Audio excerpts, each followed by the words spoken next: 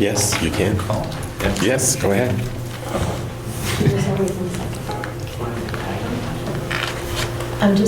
I have to get up on drive. We'll have to wait for the photographer to be ready. I'm ready. Okay. Ready? Sorry. Well, then I better get going. Okay. I call the Berlin-Boylston Regional School District meeting to order. I call the Berlin School Committee meeting to order. And I would like to call the Boylston School Committee to order. Do we have any warrants going around? We do. They'll come your way, yes. Yes. Okay. First item is a business item for the Berlin School Committee, and it requires a vote on capital requests. So what I'd like to actually ask the committee is, within our presentation, we have included the capital requests throughout the Yes. presentation. So maybe it would be best if we did the presentation, the requests, and then we can go back to each one afterwards and maybe ask the questions that you have, if that makes sense for everybody. Okay? I think that makes sense. Okay? So are you going to present all three budgets then, right in a row? Yeah, that's what we'll do. That way you can kind of see a whole global picture of everything. Okay? And I did ask the other administration team, other than Bob and I, have also each done a slide. So when it comes to their slide, they can stay in their seats. They don't need to get up. But I'm just going to ask them to present their slide. Obviously, if you want to get up, Diane, if you want to get up and move around, if you have a long flight, you're more than welcome to. So what we'd like to do tonight is the purpose of the preliminary budget is not only just to show you some of our needs that we have and our proposals for the preliminary, but we also felt that it was important to demonstrate what your investments have already provided us in our schools and how much your investments have truly mattered in our school system and some of the changes that we've been able to make since my tenure here, starting in 2012. So you'll hear some of those highlights and some of the great progress that we've made in those schools. Okay?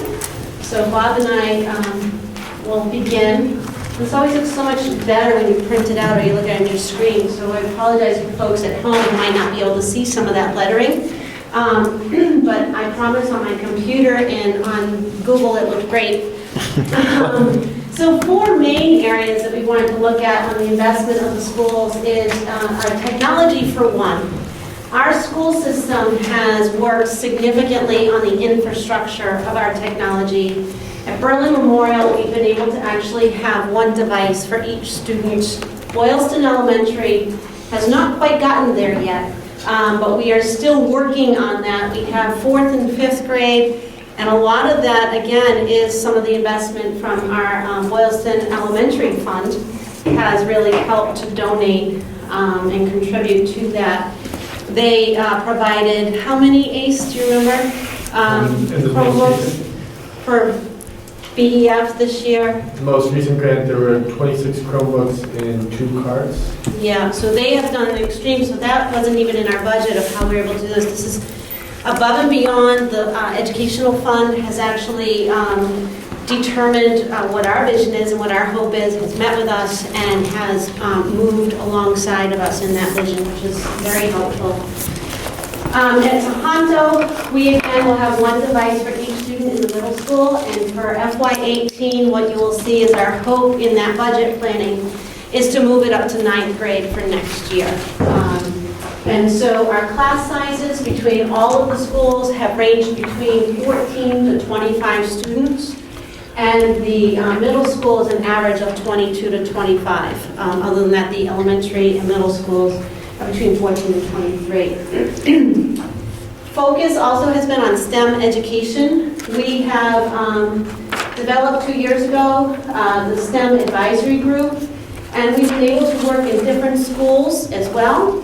We have community members that are part of that STEM advisory group that have come into our schools to do different presentations. They have worked with our elementary, engineering is elementary, at our elementary schools and have worked in the classrooms as well. So there's been a lot of During the day events, the STEM advisory at night, as well as a STEM event that we've had 2 years in a row that has been great. We had our second fall STEM event, and then we're hoping in the spring we'll have our second spring event.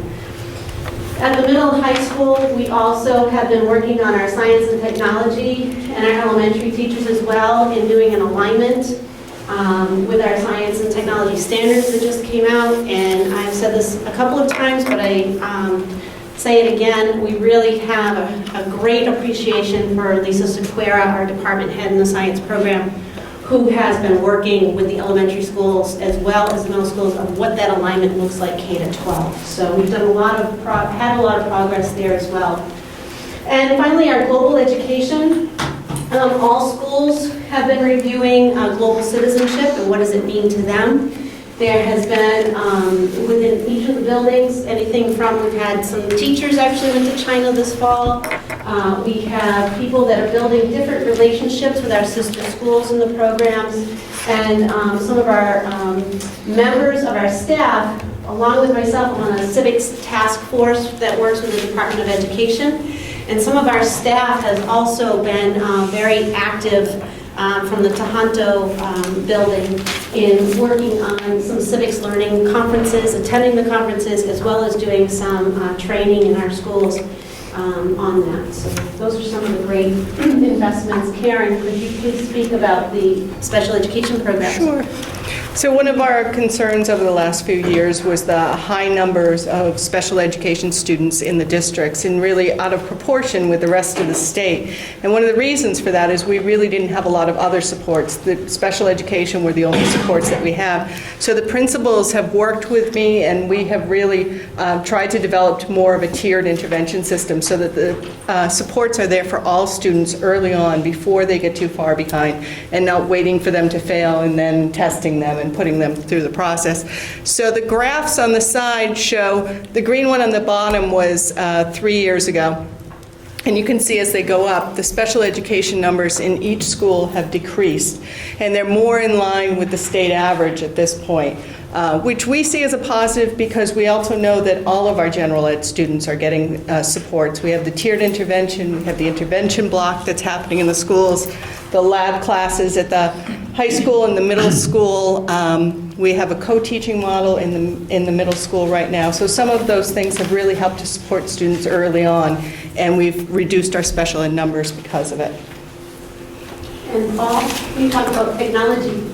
Good evening. So again, as Nadine had mentioned, we did a lot of investment in infrastructure, and that takes on a couple different roles. So like there's a hardware and the networking infrastructure where partially because of the new Tonto building, it naturally occurred, but then also at the elementary schools, we completed internal connections so that we went from either 10 to 100 megabit to potential for 1,000 megabits per second. We went from about 30% wireless coverage to 100% coverage in all our buildings. Mobile devices, at the time, again back in 2012, we had one card in each building for students, and teachers, it was probably less than 50%, so it was around 42% of teachers had mobile devices, to now where we're 100% for teachers and nearing 100% for students having access to a mobile device. And if you look at what we have actually, again, we're almost there. We're at about 900 mobile devices, and we have a little over 1,050 students, so we're getting close. And the final investment in Google, and that not only was an investment in making a change from an older email system, but the amount of professional development we've invested in our teachers so that all of these three things combined kind of shifted things from being a teaching tool only to a student learning tool. So all of those investments are about, can we really get that more into the hands of kids, where in 2012 we had made decent progress in making it a tool for teaching, but now we've taken that next step and made it a tool for learning. And the two graphs on the right, far from scientific. This is self-reported data, but we asked at the beginning of the year, because of the mobile devices, do you feel you're using technology on a day-to-day basis, more or less, or the same?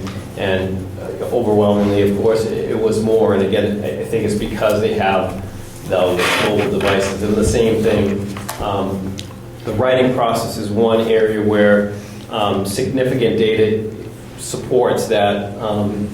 This is one area in education that you really can affect kids with technology. And so to see that 77% of our teachers feel that they're utilizing technology more in the writing process is a great plus. So this was a survey for teachers? Yeah. Teachers did this, yeah. Karen?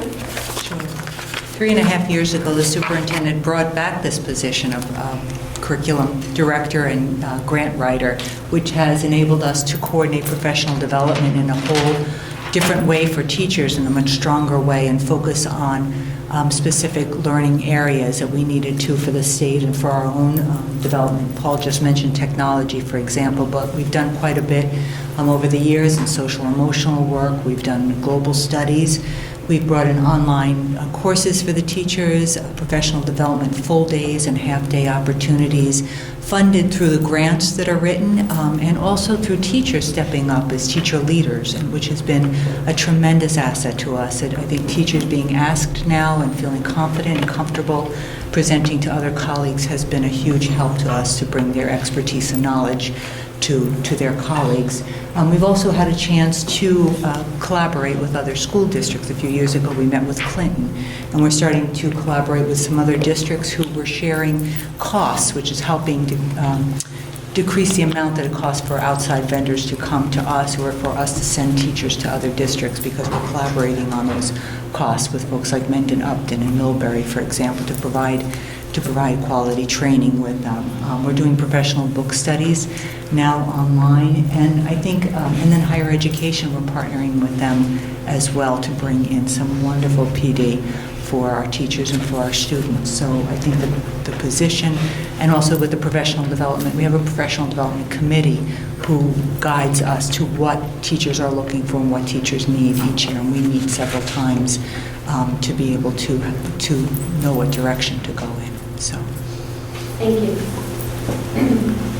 Our student enrollment trends, as you can see, FY18 is just a prediction based on what we currently have for enrollment and what we anticipate right now. We have a preliminary registration already of our kindergarten students for next year. So given the 12th graders gone and the kindergarten students coming in, this is a rough, we did it as a graph this way, but we also had it as a numbers, so you can see the bottom line, numbers-wise. Currently, we have 1,085 students. We're looking at 1,050 potentially for next year. Our out-of-district numbers have been anywhere from 11 to, we're proposing a potential of 18 students for next year across, and this is across all three school systems. A little bit also about our budget process and what we've gone through so far and what we plan to be going through up until the first Monday in May. The principals actually work with our school councils and the staff to try to determine what the budget needs are based on the district and how we can improve for next year, and looking at our state assessment results. The central office and school administration, we have, they submit an initial budget back in October and November. We started talking about those requests. Bob and I then have had numerous discussions with each administrator, either individually or collaboratively, collectively, to look at what those numbers are. And here we are tonight showing you a preliminary budget. And so I will say that this is a typical flow overview, but what we have done before this as well is we have also had some additional meetings with either finance committee or selectmen, and Lori actually has been a part of one of our meetings with the Boylston school selectmen, because we had some concerns with the Boylston budget for this upcoming year. So we were able to do that. And Dave Butler, we also thank him. He was able to attend as a member of the finance committee as well. just to hear where our concerns were before coming here this evening. Also, after this, after the approved preliminary budgets are submitted are approved this evening, Bob will then submit those numbers to the town selectmen and finance committee members in both towns. Those are due by December 31st, so we try to we'll give those after tonight, get them out right away tomorrow. Bob's on it. And the next couple of months, it's not like we just kind of sit dormant. There's a lot of work that goes on in between that. So we work with the school committee, and we will then go to the selectmen meetings and to the FinCom meetings and show where we are. We'll talk about any of the concerns we have. This is actually in between January and March. You see it's kind of in between. It really depends on how our preliminary numbers look in regards to if there's a heightened concern or not. Depends upon how quickly and how often we would need to meet with those townspeople. And then we reform budgets. Those actually sometimes are voted on in February, sometimes they are not. If there's not a significant change between December and February, it's just more of an FYI, this is where we are. If we feel it's a significant change that can actually help with the school, the towns, then we might do a vote. So that's been either or, dependent upon the year, dependent upon the budget. And the way that those are reformed, I just want to be clear, we don't get our final numbers right now from the state, we still don't have them. So all we're giving tonight for preliminary is based on information that we do know, and we try to be very selective, I guess, of how we decide or determine some of our revolving accounts and our state aid funding, because we don't really get those numbers until sometimes the end of January. And that's why in February we might be able to do some changes. Other things that might cause some changes is right now we have an anticipated expense that we anticipate that we might need to use our funds for this year. But by February, we have also a cleaner picture of what we've used since July 1st. Is it some of those revolving accounts that we don't use as much? I'll give you an example, such as school choice. Say we have a particular number in school choice. By February, we might say, we're not using as much as what we think we need to use for school choice. That money we can then use to offset for the following year. So that's how we kind of, that's where some of the number changes. It's not all of a sudden we pull this number out of the hat and it's magic and we're able to reduce this money or reduce the budgets. It's all of that strategic planning that we work with the building administration to see how that's coming along. We then prepare a budget hearing. So end of February to the beginning of March is when the school committee would vote for town meeting. But keep in mind that any time up until the town meeting in May, we can make revisions to this budget and we can make friendly adjustments and amendments if we see something that comes up that we want to. However, tonight is the highest the budget vote could ever be. The percentage can only go down from here. So you have to keep that in mind. It's so soon to know what we're going to need for next August. So we try to be conservative. The budget continues to be reviewed all the way up to town meeting, and then the first week of May is when all of my school committee members go to the town meeting to assist and to propose and to vote for that, to support the budget. Lori?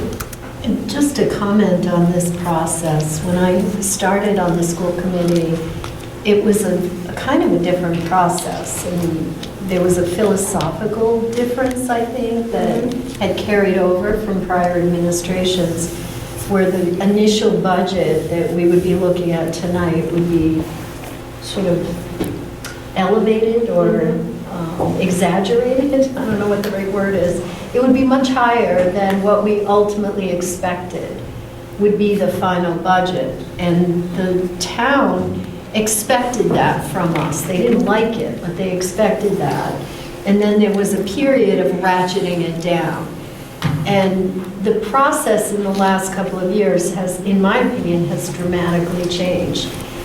Both Bob and Nadine scheduled a meeting with the selectmen in Boylston and FinCom, who was represented, to give a preliminary look at here are the problems, here are the considerations.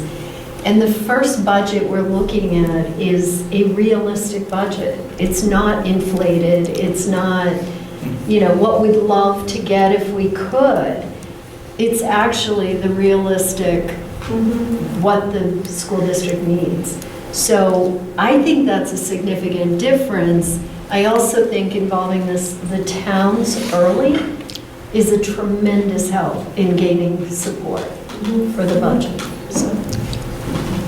Nadine, with regards to the budget hearing, I guess I'll call it for Berlin. Last year, we got some strong feedback from our finance committee that... And Scott's here actually tonight. Oh, Thank you, Scott, good. for being here. Because part of what I want to confirm is that we have on the schedule, and this February 28th date is a date where it's, I can't say it's a joint meeting, but we use that with the finance committee for dialogue. Yeah, and I believe, Scott, I think we tentatively tried to set something up for January as well. Is that true? Oh, good. Okay. So Cheryl actually has been in contact with Scott a little bit throughout, trying to get something a little bit earlier, what have you, but as the progress has been going, Berlin's not really red flag for us this year. It's been, I think Scott's really here smiling a little bit, but anyway, so it really hasn't been a concern, but we definitely still want to try to keep the communication. I think we have it in January to at least go over what we anticipate and so forth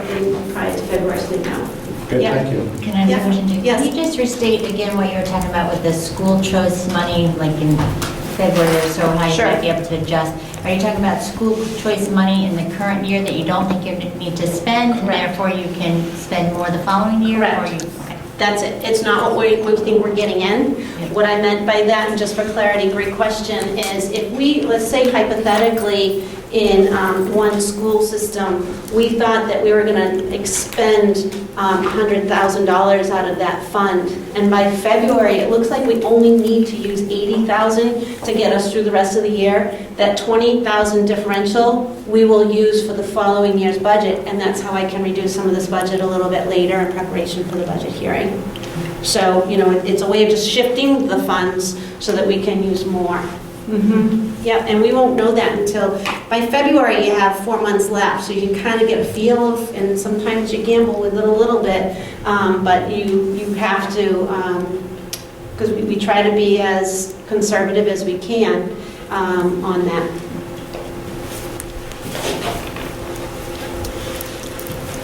Scott? All right, good evening. So I'm going to talk first about the budget approach that we took. So we took a level service budget approach, which we'll kind of get into more detail in the specific budgets. But we did that district-wide, so that means in a given school, for example, we do have some students in the elementary schools who are transitioning up to the high school who need supports. So the paraprofessionals are moving with them.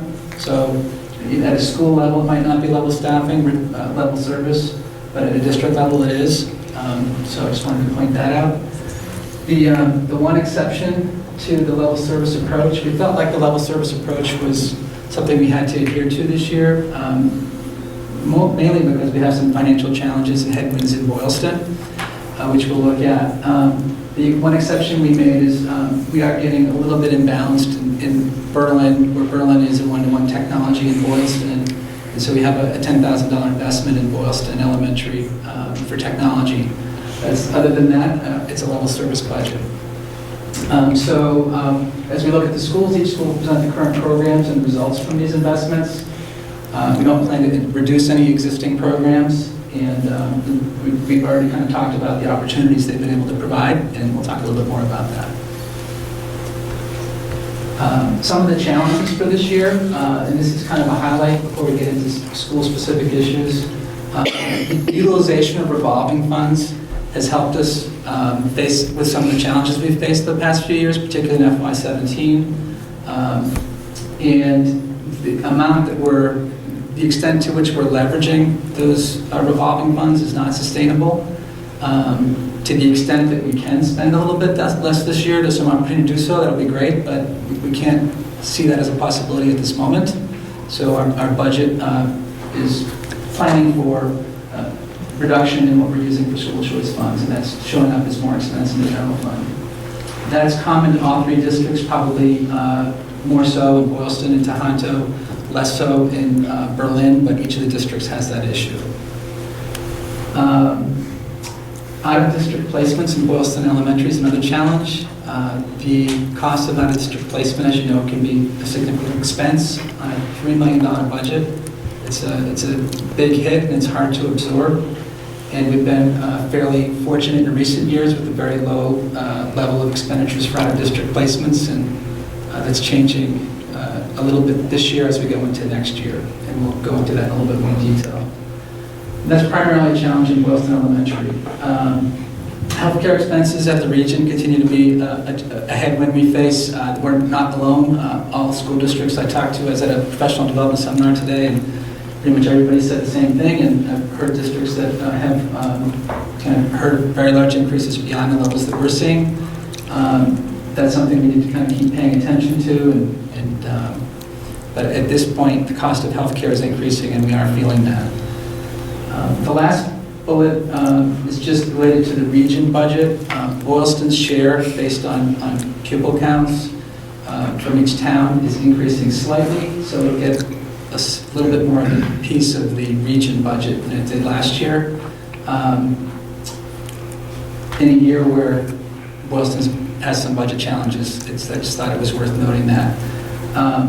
Boylston's proportional share of the region budget is not solely based on that. There's still minimum local contributions that are based on aid, so the kind of the excess above your minimum local contribution is allocated based on the proportional share, so it's not solely based on student counts.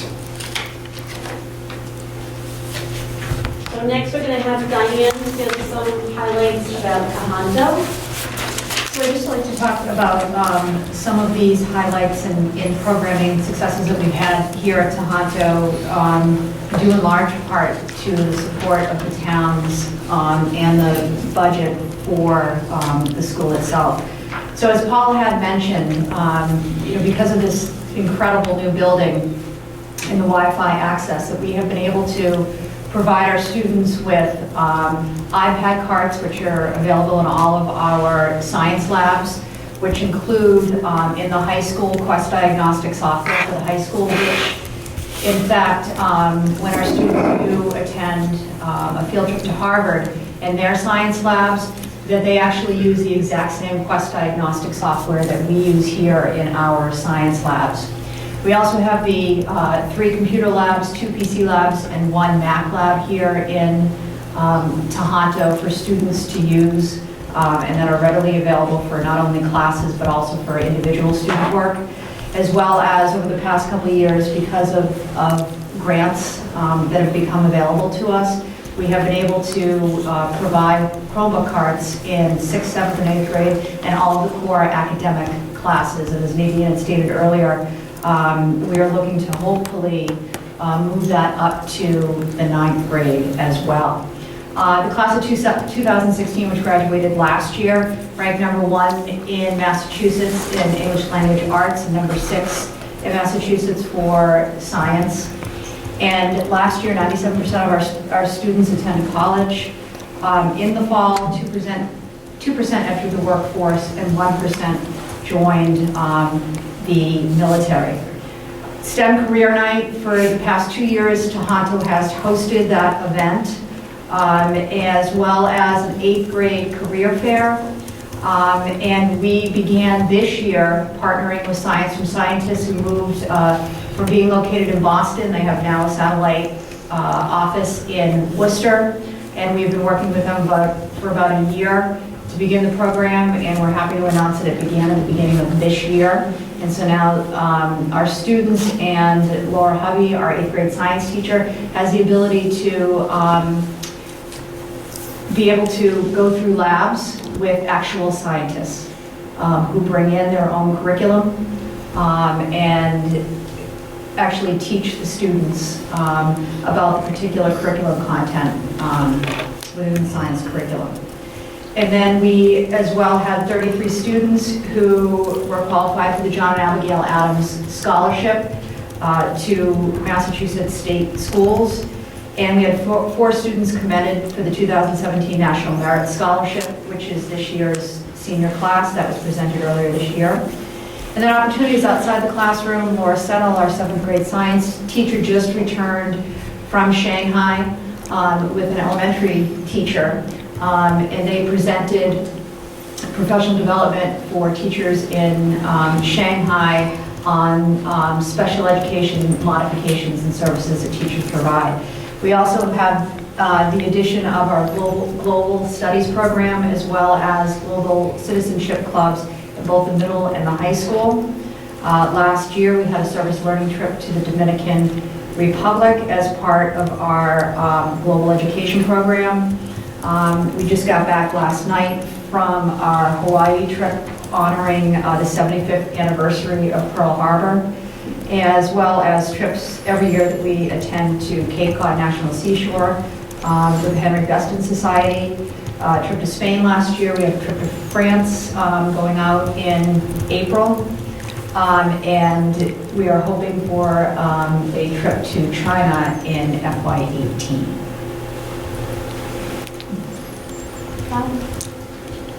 And those are not in the budget. So this is a quick 5-year view, just shows the trend of the region budget. And I should just say that this is the general fund expense budget. It's not the full budget. We'll look at the impact of revolving funds that have on the budget later. And so it's about two, if you look at the average over the 4 years, not getting to what it is each year, but it's about 2.5% a year over the 4 years. You can see that there was kind of a little bit more of an increase this year. And last year, the $8 million budget, we did significantly leverage revolving funds, and we're going to see that in the upcoming slides. The overall increase this year is just under $500,000, $499,000, which represents a 6.1% increase above last year. The key drivers are instructional expenses, which is primarily teacher salaries. And again, this is the general fund. Part of the reason for that is we're using less school choice funds to pay for teacher salaries. It's not that the teacher salaries are going up that much. $134,000 is related to insurance expenses. It's primarily, almost all of that's healthcare, health insurance. And then we have a reduction in special education costs of $127,000. 85 is for out-of-district tuitions and 42 is for transportation. We have some students who are either aging out or graduating, and that's more than offsetting. We have one coming from Berlin to the high school. So on a net basis, it's a reduction of $127,000. Then on a smaller scale, we have a $13,000 increase in maintenance and operations in the school. Since the instructional piece was fairly large, I thought I should kind of outline it a little bit more in detail. So as I mentioned, the school choice piece is a significant component of why the classroom teacher salaries is taking up a larger chunk of the general fund budget. $233,000 of that is because we're using less school choice funds to fund teachers, and you'll see why on a later slide. The balance of that increase is contractual increases plus lanes, steps of existing staff. In addition to that, we have 2 FTEs to support for SPED paraprofessionals. These are not incremental to the 3 districts as a whole, but they're incremental to Tohoto. These are positions that are moving from one from each of the elementary schools to Tohoto for in-district service. They're not out of district. So that's about 52,000 additional expenses. And then the last 10,000, we recently approved at a school committee meeting an increase in the teacher sub rate to an amount that's commensurate with most districts or more districts. And we also looked at trends in recent years. And so as we looked at that, we came up with an amount that was 10,000 higher than previous years. This is a view by expense category that the department, DESE stands for the Department of Elementary and Secondary Education. And this is kind of a common view. It's also a way that we can kind of compare some of our data to other districts. So it's something that a lot of districts look at when they look at how their expenses are. So I talked already about where our increases are. So you can see instruction, where the teacher salaries are, is increasing. And that's, if we do see kind of an increase, I think we'd rather see it there than in maintenance and operations, or fixed charges, which are things that we might have a little bit less control over. So the dollars are going toward, the increases are going towards instruction. The fixed charges includes the insurance, that's where that's showing up. And the tuitions, I mentioned, are going down slightly for out of district. And otherwise, we're relatively flat. Look at these categories where, just for this sake, just to focus on instructional services, as Bob stated, it's not just the classroom teachers, but it's everybody. It's the professional development, it's the paraprofessional, it's the supplies that we use in the classrooms, and so, and some of our psychological. So the majority of it is salary, but you also do have some classroom supplies in the area. So this is to highlight, the shading doesn't come out so well here, but this is what we have budgeted to spend this year for school choice funds, and $783,000, $550,000 for initial budget for FY18. So you can see the beginning balance in school choice, a little bit over $1 million, $1,165,000. We're projecting to use a fair amount more than we're going to take in this year and bring that balance down to $896,000 and further draw down another $100,000 this year. That's about the level of comfort we have right now. I mean, that does provide some support and flexibility to the district. I think that going beyond that would be a little bit difficult right now, but that's kind of some background of what kind of the challenge we're facing and why the impact is kind of flowing through the general fund. The other revolving funds, we are not seeing significant changes. We are projecting to use a little bit more circuit breaker as well this year, but otherwise the rest of the revolving funds we're forecasting to utilize similar amounts. We don't anticipate significant changes there. Could you tell me why you picked 800,000 as the number that you feel comfort as the ending balance there for school choice? Well, there's a couple things. One is that I think we're also a little bit careful about trying to get our expense to something that's sustainable, so that we have somewhat of a level funding. And, I mean, this specific year, we're dealing with the impact of a huge drop, and so we're trying to leverage it down a little bit gradually. As far as what that level is, I don't know that I have comparable data from other districts on balance sheet information like that. I can see expense information. I could inquire about, but I can't tell you for certain what kind of an average number is. I do know that we're, as a district that is going to be taking out a bond, that helps in terms of how they look at us, what we have for reserves.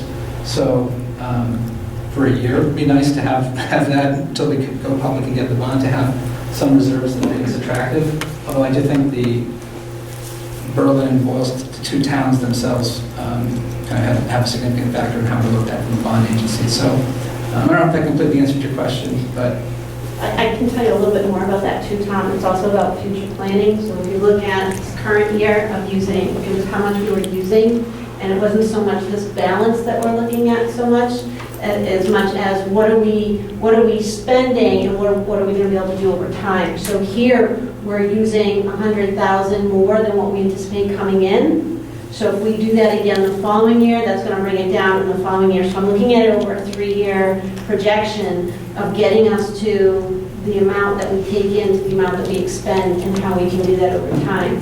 When we have such a significant decrease in our special education this year, we felt that we could offset some of our balance by using this much significantly less, and then using the 50,000 more, because then if you look at circuit breaker, at least we kind of do this a little bit with both of them, if you will.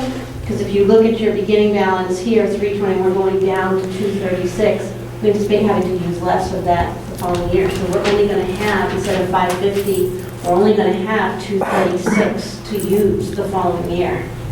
Right? So if we're only going to have that 236 instead of 550, we reduce it here, we're going to have to grab some of that from somewhere else. So this is going to allow us to use a little bit more here as well. So it's kind of that balancing act between the two. Thank you. Yeah.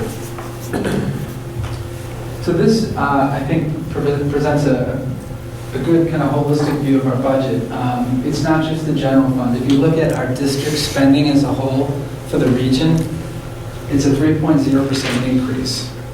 The general fund impact is the general fund increase is 6.11%. So you can see basically right here that we're using less revolving funds. That's the impact. And we're not, the overall level of spending isn't what's driving this. It's the fact that we're a little bit less able to leverage our school choice funds. And absent that, we'd be looking at a 3% increase. So still, we recognize it's significant. So one of the things we looked at, this is something we shared with the Boston Select Board, is we said, well, we felt like we're facing some financial challenges, and well, actually, that relates, relates to Boston, kind of the two districts as a whole. Next are the capital items, and for Tohoto, we don't have any capital requests for FY18 for this year, but Bob, do you want to talk about the closeout for the Tohoto building project? Sure. Anticipate? Yeah, that's expected to close out this year. MSBA will do their final audit. As a result of this, we'll have a bond. We will estimate that it'll be about 15 years, which is what our current bond is. We'll match this new bond up to the balance of what's in the project with the existing bond. The balance in the project right now is $4.6 million. We probably expect it to be a little bit less than that when we get additional reimbursement, but for conservative purposes, we want to say this is what it is now, $4.6 million at 4%. Our treasurer expects a little bit of an increase in interest rates, and we would, in the first year in FY18, have just one interest payment, a half-year interest payment. There'd be no principal payment. So that being the case, we have a $92,000 estimate for an additional capital assessment next year that will be split between the two towns. In FY19, there'll be a second interest rate in principal. We'll worry about that later.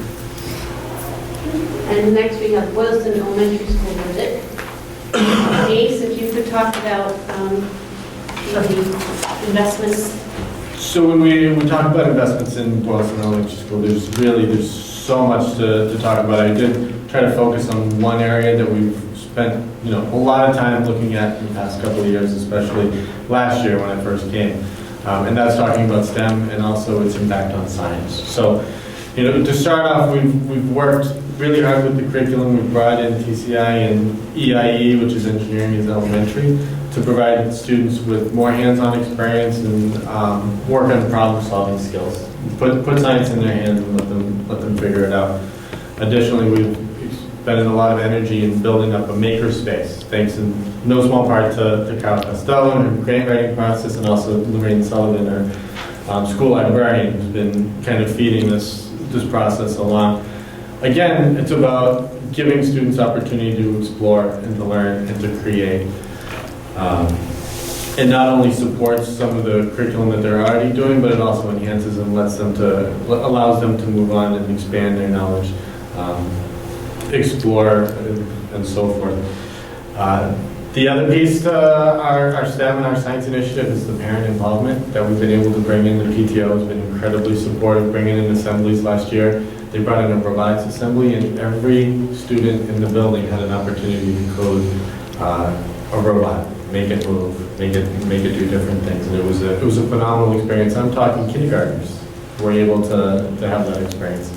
We also have our own STEM subcommittee in Boylston, which is very, very active, supporting the assemblies that we're bringing in, also providing insights, making connections with scientists in the community. We're really fortunate to have many scientists as parents, and so we've been able to leverage their expertise, bring them in, and again, enhance what we're already doing and take it to the next level. They've also, some of our scientists in the community have built kits to extend work with specific standards and provide some more supports for teachers who, are fantastic teachers, but they're not necessarily scientists. So we blend the two skills together, and the kids reap the benefits. I put that last slide, graph in there because it shows you Previously, we've been showing a slow decline in our science scores on MCAS. Since we've started making this adjustment, you see a huge boomerang effect, and we're back up. We're about 70% of the kids last year were proficient or distinguished on the MCAS science results. So I feel like it's a sign that we're investing in the right place and that we're showing dividends. Dividends is what we're doing. So this is a fine looking curve, but some of the dips you'll see are in FY16, there was a leveraging of revolving funds, and that's partly explained a good chunk of the increase. You see that use of the revolving funds on a later slide. But this is the 5-year budget trend of the Boylston Elementary General Fund. Again, it's not the full budget, it's the general fund, it's the spending in the district. $3,019,470 is what we're projecting for next year based on our preliminary budget. And that represents an 8.1% increase, $225,000 over next year. And the bulk of that, almost all of that, comes from a couple of things. The first is teacher salaries and instructional expenses of $125,000. They're facing a similar situation in Boylston, probably a little bit more dire in terms of what they have access to use than the region. There's a $104,000 decrease in the use of revolving funds between choice and kindergarten. And you may recall kindergarten is now a free program, and that's a small piece of this. The bulk of that is actually school choice. There was one position that was converted to a reading specialist role to the teacher's pay scale. That's $18,000. There are included in this increase of $128,000, there's $98,000 in reductions for one teacher with grade sizes. 5th grade is moving up and had 3 classrooms. Next year there'll be 2 left. 4th and 5th grade. 5th, but 4th is going to move from 3 classrooms to 2. Okay. So class size, so as the classes are moving up, one teacher position is being eliminated and 2 paraprofessional positions. One of them mentioned earlier for a student that's moving up to Tohoto. The 12K increase in instructional technology I mentioned earlier, that is the one kind of non-level service thing that we included in the budget to help with the one-to-one technology in Boylston and get them a little bit more, close the gap a little bit with Berlin and Boylston Elementary and where they are. And then there's a 10K increase in PT services for students who have PT needs. And then the balance of that is mostly contractual increases and lane changes. The non-teaching piece of this is special education costs, and we have a $90,000 increase this year. By itself, that's a 3% increase in the Boylston budget. $35,000 is for out-of-district tuitions, and $55,000 is for transportation costs. These out-of-district placements can be expensive, and there's, we're in a situation where we have where this is happening, more students, and that's the dollar impact of it. This is similar to the slide I showed earlier, which just shows that where the increases are showing up. So we talked about the instructional costs increasing, so out-of-district tuitions, you can barely see it, but they are increasing down in the bottom right to from basically next to nothing to slight increase, fair increase on a percentage basis. The other school services is where transportation shows up. So transportation for out-of-district special education is where the other increases, and again, the last piece is instruction. This is just the same slide that you saw previously. So here you can see the lines where there's significant decreases in the utilization of school choice. We're using $80,000 less, and in kindergarten, we're using $22,000 less, and we're basically going to be spending that down, that revolving fund we're no longer collecting revenue for. The rest of the programs are fairly stable, and there's not significant changes to them. So at a school level, including all revolving funds and general funds, it's a 3.59% increase. 3% of that is for special education costs. So We've scrubbed this, Lori mentioned, there's in the past been kind of inflated budgets, and I know it looks like it's a significant impact, and I'm sure that's the way the taxpayer would look at 8%, but the reality is the overall spending in Boylston Elementary School is going up 3.59%, and most of that is for an increase in special education costs. We recognize that's significant, and we felt that we had done kind of a fairly thorough job in looking over spending, so Nadine and I looked at some comparable data. This is something we actually shared with the Boylston Select Board and a member of the Finance Committee. We thought we'd include that here as well, just to share it with you. We wanted to get a sense of, we do feel like we've kind of taken a calm look at the spending, just where do we stand compared to other districts. So this is a quick 5-year view of per pupil spending, Boylston Elementary compared to the Massachusetts state average. You can see we're fairly consistently, below the averages. Aside from FY12, we're fairly close. And then we took a look at, said, well, that's just the state. Let's try to look at a couple peer groups that will make more sense. One is neighboring communities. So we looked in the Assabet Valley, and we pulled per pupil spending. This is all the information that's available on the Department of Education, the DESI website. So we looked and pulled out this information. We are near the bottom. Shrewsbury and Grafton recently had overrides, so those numbers probably changed a little bit, but it was interesting to see. And then we also thought, well, let's look at something different. Let's look at it from different perspectives. We have some smaller communities. Let's try to look at smaller sized districts, and here's where we kind of landed there. We were wondering if maybe smaller districts are similar, and so we are here on the low end of what we're spending per pupil. So I think it kind of reinforced that we do make an effort to leverage the dollars that we have. I mean, Carol talked a little bit about professional development and kind of doing shared activities. I mean, we don't spend hardly anything in professional development, but we, generate some efforts and activities through it that help. So we just wanted to share this and let you know what process we went through to get comfortable with what we were presenting. And just wanted to include that in our presentation. This last slide is just a quick analysis of if we were to spend at the median. We got the median and the median, we ignored the mean. We thought that there might be some districts that pull the average up. If we were to spend at what the statewide median was, we'd be spending $1,233 more per pupil. And what does that equate to? It equates to 266 pupils this year, 328,000. So it's just kind of giving us a sense of if we were spending at the state average, what would that be? And that's not what our request is, but just some information to put where we are in context. Bob, Yes. can you relate that to the net minimum spending? Is in Boylston, are we close to not reaching that level, or are we just slightly above that, or? We are above the minimum. How much, I would need to check off the top of my head. I know that we're well above it in Berlin, like significantly above it, not nearly as much in Boylston.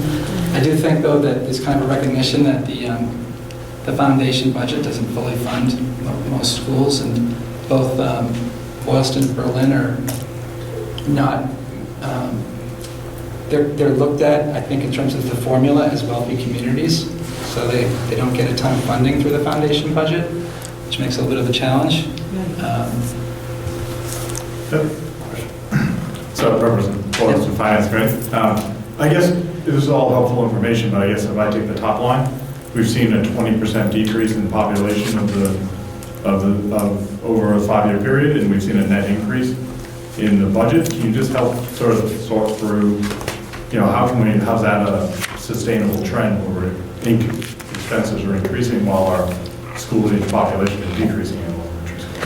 Well, I guess ultimately we'll get, Nadine, jump in if you want, but ultimately we'll get to at some point classroom size will have an impact. So if you look at Boylston, we are eliminating teachers as the classes move up.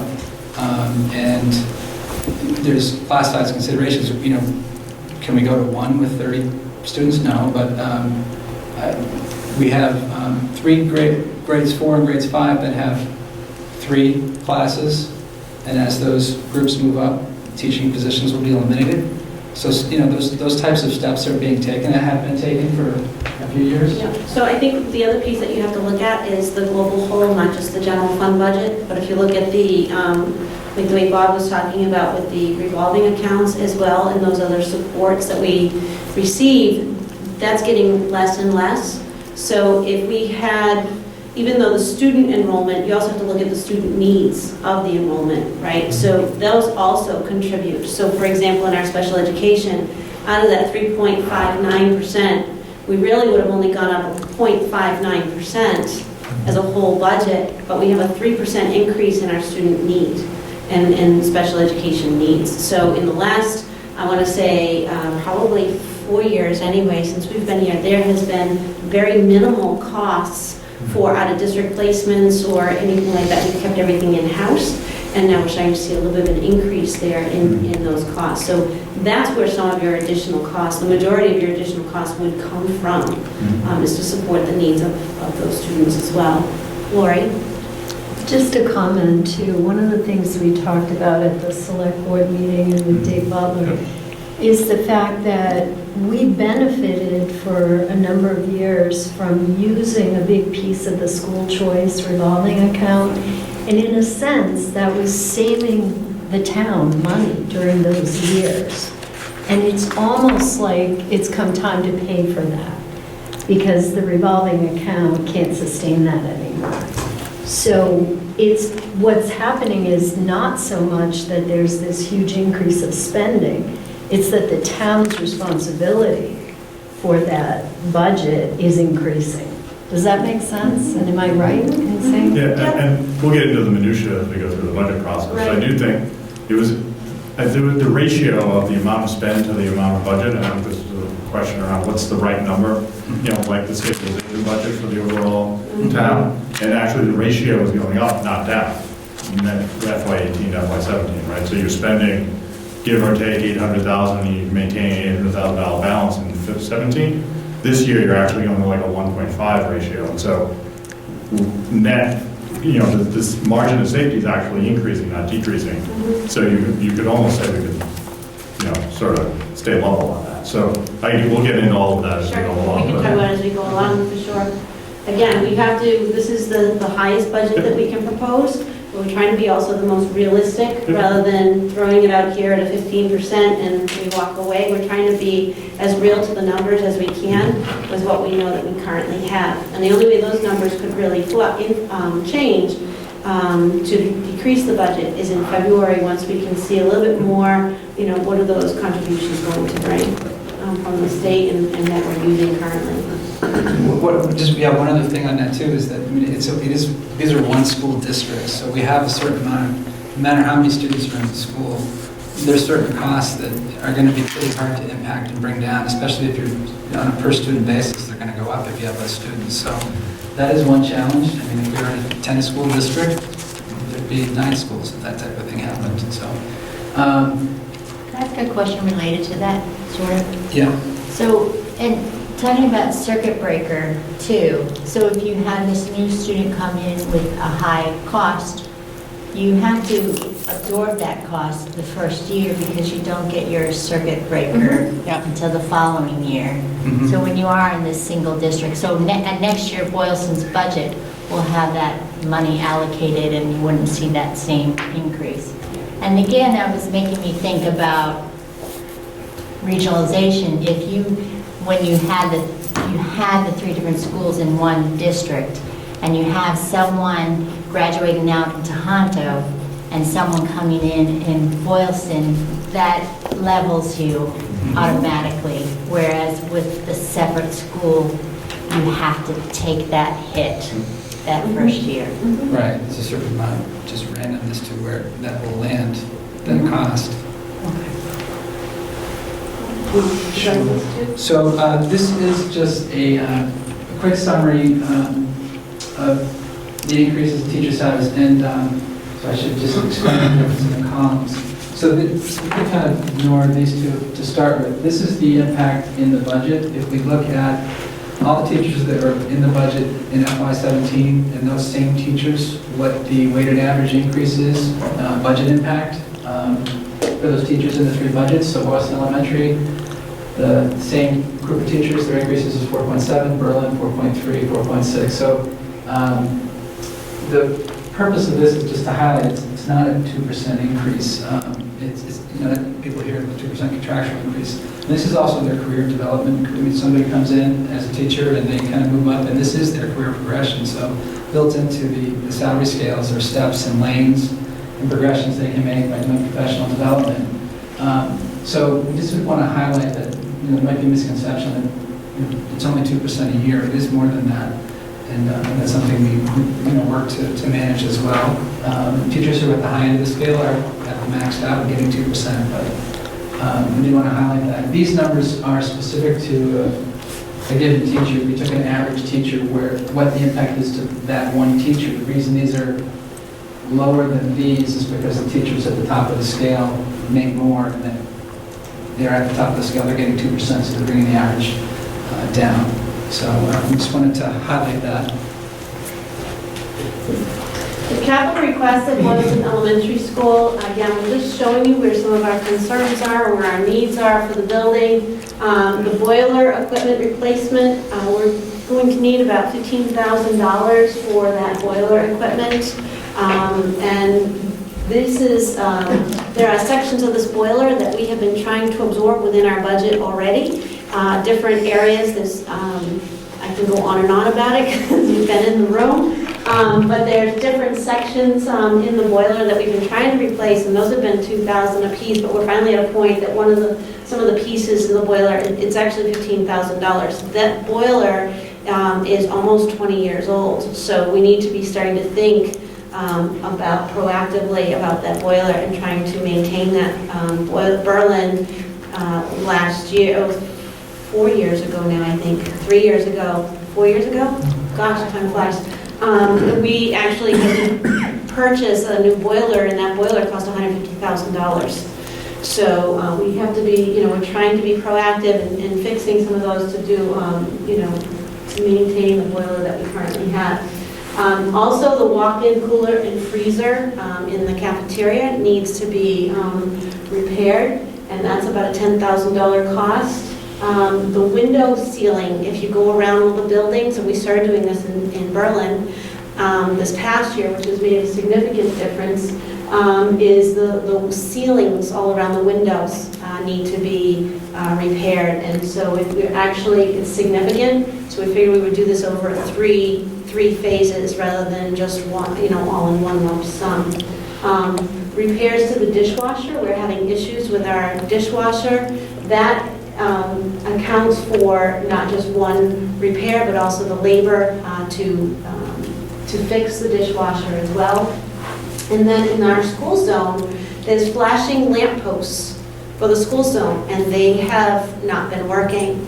And we get asked for the last 2 years, I can remember anyway, we've been asked to fix it, but we don't have the $15,000 in our budget to repair and fix the lamp posts, and they are the responsibility of the school to repair any of the school zones. And we've been trying to work with the companies as well, and the local townspeople, to try to find, even if there's replacement parts, sometimes you can get refurbished parts and even get those. They don't even make them anymore, and we can't even find them anywhere, even to school systems, whereas they're building up new schools and what have you. So that's the subtotal right now, is $60,000. We wanted to bring this forward to the committee. If you ask us to prioritize, we have a list this long, and these are our priorities.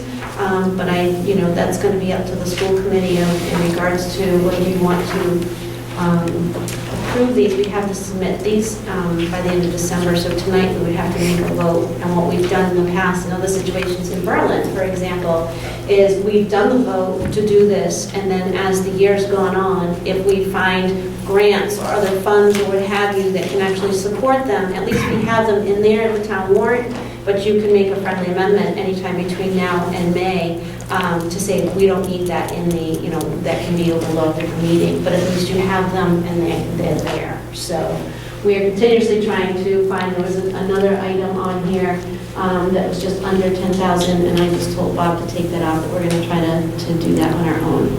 Since we're here now, do we want to go ahead? You can. and- Is there any, well, first of all, could I have a motion to approve the capital requests? So, This is Boylston, Yes. by the way. Yeah, I'll second. I'm sorry? we have a second also. Okay. Is there discussion or questions about the items? It is what it is. What? It is what it is. All right, all those in favor? Aye. Aye. Great, thank you. Next, let's talk about the Berlin Memorial School. And John, I will have you talk about your slide. All right, this was, thanks everybody for your patience as we move through this. This is actually a very challenging opportunity that the superintendent presented to us. Pick 3 or 4 things because there's so many good things happening at all 3 of our schools. I wanted to focus a little bit. This slide is about great results, and so one of the things I wanted to point out was all the investment that we've made over the past few years in terms of teacher quality and preparation, curriculum development, and technology. We're seeing those all pay off now. And one of the ways we're able to kind of quantify that is how we do in terms of statewide testing. It is not the only measure that we use. It is not even sometimes the most important measure. But we've been really happy to see an improvement in student performance and the rate in which student performance has grown. It's been a very positive, very hopeful sign for us, and I fully anticipate that that'll continue. Like my good friends in Boylston, we've spent a lot of time over the past couple of years, but certainly this year, talking about science and about STEM. And one of the things that I mentioned in this slide is our enrichment program has really shifted its focus now to be much more science and STEM specific. Our enrichment teacher is working very actively with classroom teachers to deepen student experiences with science and what's happening, make it much more hands-on, a much deeper experience for kids. We're asking them to write more and to think more, to be more independent in the way they approach this topic. And then the last thing, I would be remiss not to mention it, is the tremendous support we get from parents in our community. That our parent-school partnerships are just amazing. And it's a little more informal, I would say.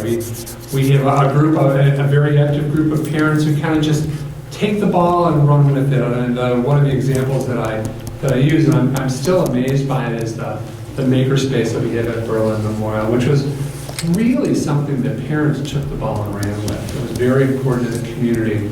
And they've done just an incredible job finding supplies and finding resources to allow us then to let the kids utilize all the things that the community donates, as well as all the things that our good friend Ms. Costello has bought for us over the years with grants. So we're real pleased with how things are going. John, could you tell us what that picture is? That is my friends in first grade after their bug presentations. So, starting out, this is going to be the same kind of presentation of slides. This is the Berlin initial preliminary budget, 5-year trend of general fund impact. It's actually going up just over a couple $1,000 there. Next slide will show the percent increase. 2000, 0.1% increase. The key drivers are the instructional expenses going up, teacher salaries. We had some retirement costs that people can get a payout for retirement. There are none budgeted for this year. They have to notify us by a certain time. So that's a $23,000 decrease, and then a $21,000 decrease in sped transportation costs, which Todd, you saw it in Todd's budget, it's an increase. So those are the key drivers of the budget, essentially a flat budget. This is the view by category. The one category is the fixed charge decreases the employee separation cost. The construction is the teacher salary cost. Other than that, it's essentially flat. You can see the use of the The revolving fund, we're using a little bit less, so that's,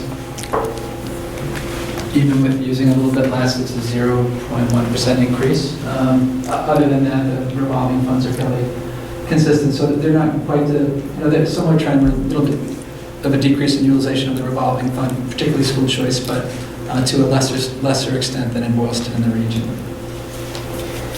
Just on this too, I just want to just state, you can see our anticipated revenue on school choice is $145,000, where the anticipated revenue for FY18 is $90,000. And that is because a significant amount of that particular money is up into Tohoto. However, will not be considered an increase in Tohonto's revenue because some of those students that are school choice into Berlin are actually from Boylston. So once they come up to Tohoto, they're no longer school choice. So though, is there an opportunity in FY18 for us to open up again slots for school choice? So we're a little bit early to look at those numbers. Right. We will be looking at that probably after February vacation is when we'll really start looking at that to see. But I probably not much more than what we have currently. The kindergarten class, you have good size. You have 29 already enrolled, and that's a big number for this time of the year in Berlin. So that's usually what we'd start adding, is at that kindergarten level, and I'm thinking that probably won't be open. So you're saying that net school choice, so numbers of students that are school choiced in will go down from FY17 to 18? Correct. Okay. Correct. On that question, and I was going to ask the way that here, is number of teachers per grade. If I recall correctly, it's 2 for each grade except for 1. That's correct. Do we maintain that next year, or because we've talked about trying to get to 2 teachers per grade? Yeah. So that grade is actually moving up. So there'll be a rotation, which teacher or what have you, we don't know yet, but we're thinking that given with the kindergarten enrollment, that it looks as if, and we don't anticipate, looking at the census, we don't anticipate going down to 1 class in the future, but that particular 1 class will just continue to go up. We don't anticipate opening that up to 2 classes. Okay, so they'll be in, what grade will that class be next year? That class will be 3rd grade next year. It's 20 kids. It's 20. So in a couple of years, then, we should anticipate to be going to making that leap to 2 for everyone when that one graduates out. Okay. That's what it's looking like right now, in accordance with the census and so forth. Any insight from, what's that development that they keep promising River us? Bridge? Yes, they keep promising us more kids, but it never gets done. Yeah, and that is kind of status right now. Do you know anything else different, Scott, than I do? I don't think so. For 3 years, at any moment, it's going to happen. I can tell you that I remember being here 5 years ago and going to your special town meeting 5 years ago and having to stand up to say the significant impact it could have on our schools, and here we are 5 years later. They don't even have the hotel up yet, and I think that's the first thing to go, right? That's the first thing to go up, and that's not even there yet, so. Perfect, thank you. So this is a summary view of the total budget, including revolving funds. The total budget is a decrease of 0.81%. The general fund impact is an increase of 0.08%. Capital requests, I have to say, with all the work that we've been able to do, and again, this is where the town's investments has really paid off, I think, with the work at Berlin Memorial. There is the fire tank. There's a $10,000 request currently. The cooler and freezer, again, that also needs repair in Berlin Memorial. The repairs to the dishwasher, they're also having those issues. Storage equipment, there's a request for space for storage equipment at the school for some of their facility equipment. And then the gym HVAC access. So we need an actual engineered design to be able to get access to the HVAC. And I will say that when Scott first started here about 1.5 years ago, Scott came up to me and he goes, "There's no access." I said, what do you mean there's no access? He's like, you have no idea, he was up there, like crawling in there trying to get his, and so there has been some notice of some significant issues with the HVAC in the gym area. And so we're requesting a $5,000 to have an actual design, engineering design, to make sure that we're facilitating that space appropriately and accurately. So that subtotal is $42,500 at this point. And he does already have quotes on the majority of these items. I'm not sure if he has them for every one, but I know the other designs that we've done has been $5,000, and it's come in like $4,700, $4,900, like that. So the design, I know for engineering design is around $5,000. But and obviously prior to the town floor, we would have the quotes and proposals and all of that in place beforehand.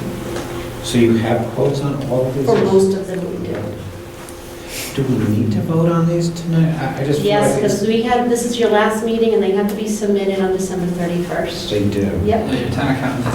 But they can be withdrawn or changed or modified. Yes, but at In a least you have friendly the fashion. items up. Yeah. Now, can these only be modified down? Or is this one of those, these can be modified in any direction? Yep.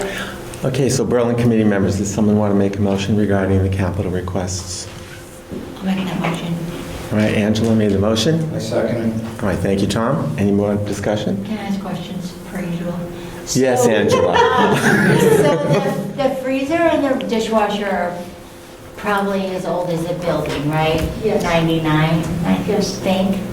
So, like, what's the life of that equipment and what's a replacement cost? And this is, to me, I'm guessing will prolong the life of these things. This is like preventative maintenance. That is correct. In regards to life expectancy, Angela, I don't have that answer. I don't know, Bob, if you do on either one of them, but I don't. No, I think I did talk to Scott and thought the trade-off was that it was worth doing this to extend their life as opposed to getting a new unit, which would be significantly more expensive. I mean, we could look at that, but I think that the current unit, I mean, the big piece of that is a hot water booster.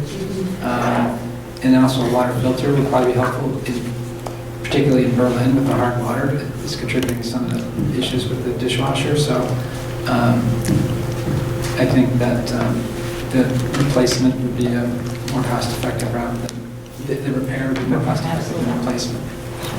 And then storage equipment, what are we talking here? Like a shed or, I'm confused. Shelving, John can also probably talk to this a little bit, but there's a lack of space, and it's not Part of what's not how you changed. want to be storing things. Right? Yeah, part of what's changed is that the fire chief would prefer us not to store things in certain places Like the that stairwell. we historically used for storage. He's got this crazy idea about fire safety. And, we deeply respect his opinion, so we're looking for alternatives. Okay. The request was actually more than that from the facilities manager. We cut it to what we thought he could get by with initially and see what benefits he could get from that level of funding. Any further questions from Berlin committee members? No? All right, all those in favor of the capital requests, say aye. Aye. And that concludes our budgets. So what I'd like to do is go back to the region. First, if you have any questions, and then we can do a little preliminary. I have a question for Karen. When you were talking about the sped numbers, is that include students that were once sped that are now not and no longer in the system, or kind of graduated and as new kids come in, not as many need? Well, that's true. It's the percentage, overall percentage that are actively still receiving services. So it's not the students who have already kind of graduated out of that. Okay. So could I have a motion to approve the preliminary fiscal year 2018 budget for the region? For the amount of $8,667,667. I'll make the motion. Is there a second? I'll second it. Discussion? questions? All those in favor? Aye. Any opposed? So, Berlin committee members, I have to do Berlin, right? No, we do Boylston next. Boylston? Alphabetically. I know. I'd like to point out, alphabetically, we come first. Sorry. Come first in our hearts, too. Yeah. Do I have a motion to approve the preliminary budget at $3,019,470 for fiscal year 18? So moved? Second. Is there any discussion, comments from Boylston? I'd rather have Berlin's budget. I have that same feeling. I would just add, add a comment in there that I know we don't like the numbers, but we have to keep in mind that we had a couple of years where it went down. And it's starting to trend back up in the neighborhood it was in before, a little bit higher now.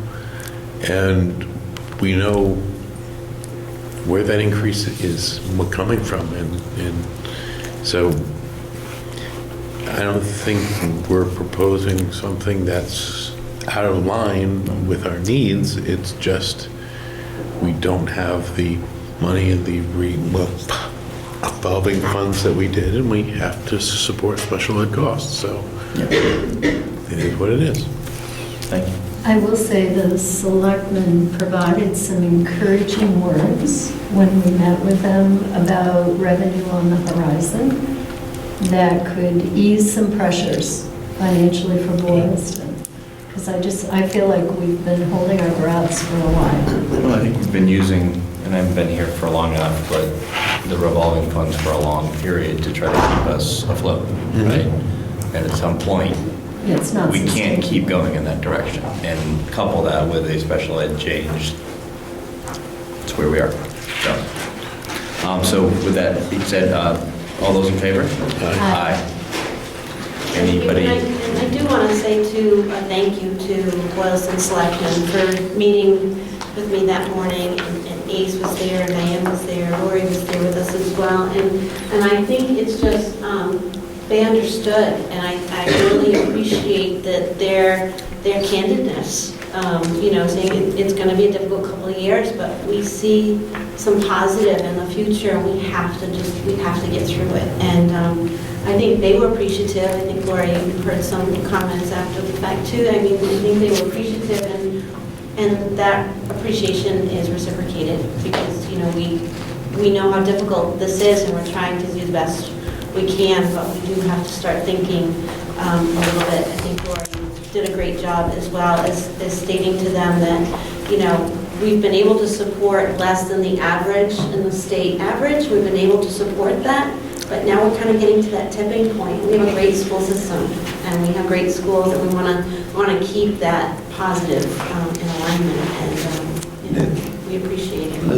I have that comment. I mean, it's startling at times to look at the per pupil spending and what we're able to accomplish. And I think we applaud the teachers, the administration, and everybody for supporting that, because it doesn't happen with one group, it's everybody collectively.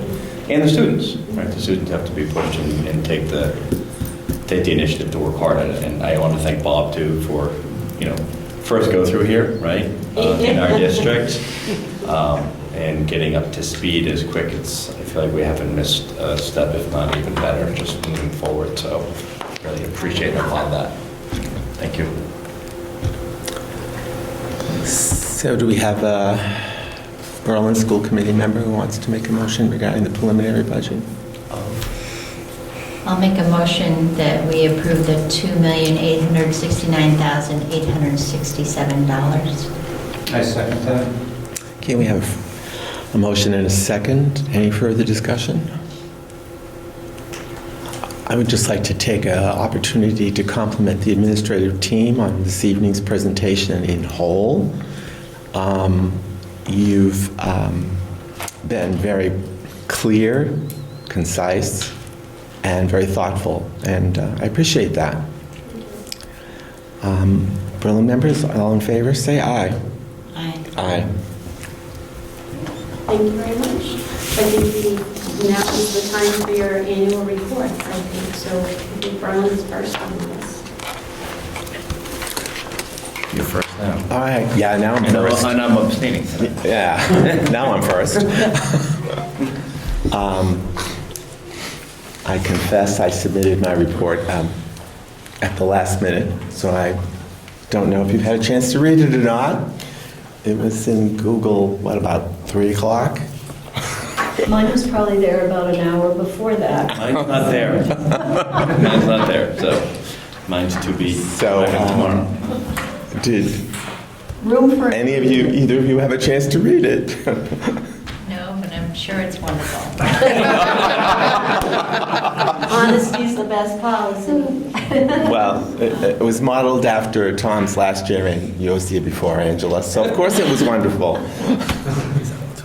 I make a motion to approve the Berlin annual report. He's reading.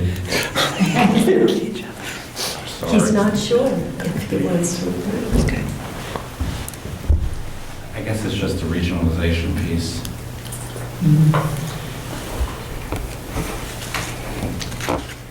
Could we come back to it? I'm sorry, I'm just, Sure. haven't read it. I'm not comfortable. Okay. Do we withdraw the motion, or what do we do? I don't know, parliamentary rule, You don't have a second, so. no second. It's not going anywhere. Okay, it's not going anywhere. Okay, I don't know if people had a chance to review the regional annual report. Yes. Any comments, questions, corrections, or a motion to approve? You can thank Angela for composing it with some modifications this year. I'll make a motion to approve the regional report. Is there a second? I'll second. All those in favor? Aye. I'm good with all that. You okay with it? I just wanted to read it, so. Oh, that's fair enough. Now I've read it. Is it okay if he does a second now? It's still open. Okay. Any further discussion? Professional group, All right, all in favor? Aye. Aye. Okay, so could we now move to central, So, I'm sorry. Matt, do you want to just state about your annual report that we're working on? So yes, I don't have the report to deliver today.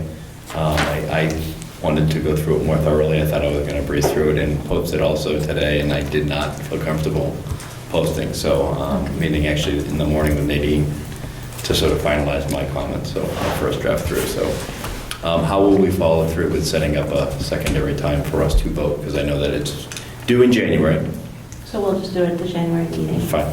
And if they I'll get it if you're too posted late, and they do it notified. too late. Yep. Okay. So central office location? Sure. This was just, I didn't know where the school committee wanted to go with this. Bob, Scott, and I have actually been just looking at options. We had talked before, and we just haven't done an update with the school committee. So we don't know how you want to proceed. But we have been looking at options at Boylston Elementary School for our central office location. Also for a variety of reasons. Obviously, one is a cost savings as a whole for everyone, not just Boylston, but for everybody. And we've been looking at that as an option, and Scott was able to, and I do wish he was here tonight because he could give us a more thorough explanation, but he has had different people coming in to look at what would it cost to do this and what would it cost to do this, these different things, such as the things being, say we were to put in a kitchen area for central office to have a kitchen space, because we wouldn't be using the teacher's area, we'd have our own wing.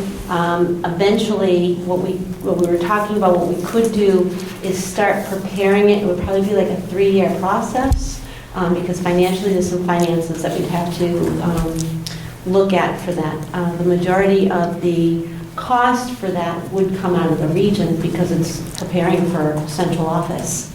So it's a central office cost. That being said, it's usually 50% from the region and then 25% from each of the elementary schools. That's typically how it gets distributed.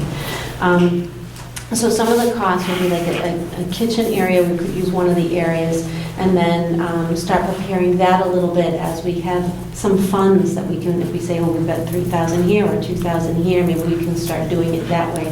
We think that that is the easiest way of going about doing this without showing a huge dig into our budgets, is to just do, like, think of it as a future planning process. We don't want to go through those expenses of doing that unless the school committee really wants us to move forward in that direction. And so we kind of need a direction from you as the committee. Do you want us to stay in the location we are? Do you want us to look into continuously doing this? What we would be looking at initially is trying to put in a kitchen area. We would share the bathrooms that are already in the building currently. There is provision to be able to put a bathroom near the kitchen because of where all the fauceting, piping, and plumbing is. We would have to put in some outlets in some of the rooms and some petitions in a couple of the classrooms. So that's really the biggest expenses that we would see. To make it officially permanently central office, we would have to put in a door in the hallway, and we'd have to have an opening in one of the other areas that feed out to one of the parking lots. That's where your bigger expenses would come. I wouldn't hit that until we were actually sustainable, when we can actually make that permanent and official. But I think what we would do is looking at a process over time. Do you propose, if that was the direction we wanted to go, and I know we've gone through a couple different scenarios of where to relocate, if relocating, would you be moving there sooner in a sort of a temporary fashion? Mm-hmm. As you start building on a kitchen first and foremost, then we get you there and start with that long-term plan? Is it also effective to be able to function as you're constructing around you? Is it going to allow for that? So what we would be looking at, first of all, is setting up the kitchen area. It'll probably be our first step of doing something like that. And then there might be, we have to give an 18-month notice anyway to the town. That's what's in your lease. So it would give us, if we were to do something like that, start that now, some of that would be this budget, some of it would be next budget. So that's actually over a 2-year span.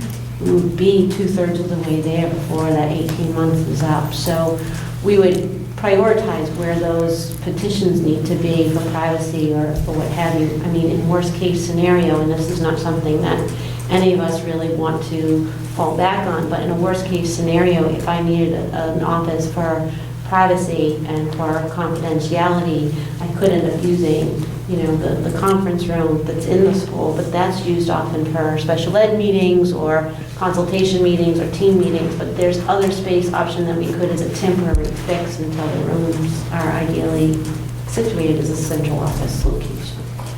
Do we know what kind of operational cost savings would result? So we don't have the actual hard number, Lori, but I can tell you that your lease is about $35,000 a year that would save both towns. Now for Boylston, the way that they look at it is I'm not quite sure on how this works, but it's an offset on the line item is how they look at it. They offset in one of their... Let's go into the Hillside Reserve account. It probably does. Somewhere in those town accounts. They just credit us back, so it's net zero, but then they'd have that space to rent to somebody else as well, or they'd have some ability to use it, so there's a possibility, I don't know, maybe not, maybe it's, but we make use of the space, I'm sure somebody else could. But there has been talk in the past of other operations using that and renting it out for the town, where the town can actually make money if they were able to rent that out. So, and if you give them an 18-month notice, that gives them 18 months to put out that search or that notice for other companies to say, hey, we have this 4,400 square feet of space that we can use, and it would give them an opportunity to make a financial gain in some aspect. And since Does the town technically rent the building to employees, right? So do we have to go through, what's the approval process to say we want to relocate there and lease the space? So we rent it for the school, rents it from the town, right? So it's a town building, but it's for the school purposes. Yeah.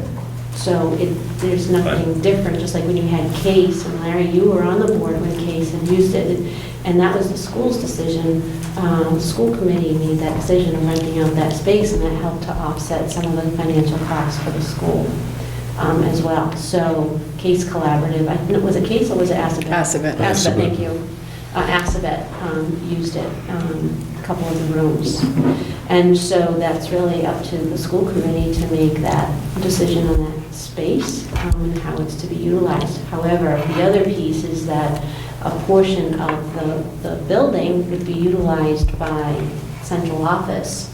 So we would figure out the portion of that, and that would be the cost for, some of the utility expense for Boylston's budget would go to the region central office. So it's not a full 35,000, I guess is what I'm trying to say, because you also have some utility expense that you would pay, but it wouldn't be 35,000 of utility expense. Do we will currently pay with the rental plus utilities there? Or is it included? We're not paying for utilities. We're paying for rental, we're paying for office cleaning. We do have our own copiers, we probably still would have at least one. Non-electricity. So, paying for the phones. Am I forgetting? We're not paying for heating. So does this decision have to be made? It does not need to be made tonight. I wanted to just give you an update for a discussion that this is, we're trying to find ways of saving money for everybody in all different ways, and this is one that we think is an opportunity. You do have some initial costs, like I said, the setting up of the area, but long-term, it should be a gain. Would it be possible for the January meeting for you to bring a one-pager that outlines what are the cost savings and what are the projected expenses to make the space work? It would be helpful if we could have Scott there to explain it. He should still be on the payroll at that point. I would find it helpful, I don't know if anyone else would, if it could be explained in a comparison model, like here we are now, Sure. this is what it would be. And then maybe over a 5-year projection, what we anticipate. Yeah, just Sure. some, I guess I would ask with that comparison model that we also add what improvements we would have to make to the current space to make it a sustainable work environment, and also add those costs that you're going to put into the new space. Even though you may not do them all day one, you're going to do them over a 2-3 year period, so we get to. that's really good. I like that. Is there any difference geographically for Berlin, whether it's at BES or whether it's at its current location? Here is very convenient for you. Well, if I was an eagle, We looked at that a while back based on the agreement and where the location was, and there was no restrictions like that. Just has to be in either town. And also, can we, I don't really know Boylston Elementary very well. Can you bring a map of the school and what area of the school you're planning to use, and to see where an entrance would be and how it relates to parking and stuff? That'd be good. And we also invite any of you to come I was going to to ask the that. school. Yeah, I And would. physically walk the building. I confess I've only been in the gym. Oh, When it had yeah. the old floor. When it had the old floor. I would be interested in seeing the space you're considering. Yeah, please, come on in. I am going to ask, though, if we can put this on the February meeting instead of the January meeting, just because we have the holiday break and it's a little bit difficult to do it. No problem. Sure. Fair enough. Okay, Is so I'll say Scott still going to be around? Scott is here until February 5th. So he wouldn't be. It just won't be physically possible to get everything that you're asking for the January meeting. I can't do it. Yep. I'm being straight up and honest with you. And Edie, it's part of that plan too. I'd be curious to find out if it would require any additional parking and, Yeah. like, I don't know if there's a requirement by fire codes or other access codes, because I know that's only going to be 8 to 10 cars. But if anybody's been there at student pickup, it's Right, not but if you pretty. think about this though, Matt, one of the things that you need to think about is we have at least 10 to 12 less employees than we used to have. And you have about 100 to 150 less students than we used to have. So, and that's from 5 years ago to now. So Really? Yeah. I don't know if I just don't know if there's any, legal Yep, we'll fire, look into it. whatever the requirements are on parking and access, right, and give access and things of that Yeah, nature. good point. Sure, yep, okay. So I think, What's the timeliness on the rural schools? Is that a so vote that has to be it's, taken? yeah, so what this is I can just explain it very quickly, so I don't think it has to be much discussion. I have been part of the Rural Schools Initiative. It's a lobbying coalition, and I have been working closely with the superintendents of rural schools. We just hosted a meeting here last week, and we'll be hosting it here again next month. But because it's a new group, we really feel as superintendents that we would like to have school committee support in us even being part of this. The rationale behind it and why we're doing it is the rural schools are very concerned with the fact that the Chapter 70 funding is being looked at and reviewed and assessed. And we want to make sure that if they're going to make revisions to this Chapter 70 state aid, that in fact we are considered, and the reason why I say this, held harmless is what we are. Currently, Berlin, for example, is almost $200,000 at held harmless. Boylston is about $100,000 held harmless. The region is about $160,000 held harmless. And so if they're going to revise and revamp the Chapter 70 funding and the distribution, we want to make sure that we have a voice in that to say, wait a minute, that's okay if you're going to change, but don't now take that $400,000 between the three of us districts. Don't take that $400,000 and redistribute it somewhere else, because that will just devastate us. And there's many districts that are in that group. So I've been working on this, and I got some information from Melissa King from the Department of Education and gave it to Michael Conte, who's the superintendent in Mohawk, who's been really driving this. And we put it together and we figured out that there's about 251 student districts that are considered held harmless out of the 317. So where's that funding going to go if it's redistributed? So again, we want a voice. We need a school committee to support the actual efforts in that and joining the, so one is to A, support the initiative. B was to support me being a member and joining this group. And then you see the aid proposal is really what we sent to you. And that's just a draft of the proposal. It's not something final, but it's something that we're working on to draft it. We're still formulating it. And the reason why we're having the meeting here is we're trying to get more rural schools that are more in central Mass and eastern Mass to become a part of this. It started in Western Mass, and so we have a larger group from Western Mass. We had a superintendent here that it took him 2.5 hours to get here from Western Mass last week with the weather and so forth. So we're trying to get people now from the east as well. So we figured since we're a central location, we'll be happy to have a meeting here. We have had legislator already at our table for these meetings. We have already had Department of Education come to the meetings as well. We welcome school committee members, finance committee members, selectmen. We invite anybody to be a part of this so that we can partner and we can have a voice together collectively from towns, so municipalities as well as regional. Is there any indication that the held harmless would be taken away? There Yes. is. That's the indication right now? Mhm. Okay. It's a possibility, we Yeah. don't know where that's going to go. Okay. Yeah. So those are the purpose of the 3 votes.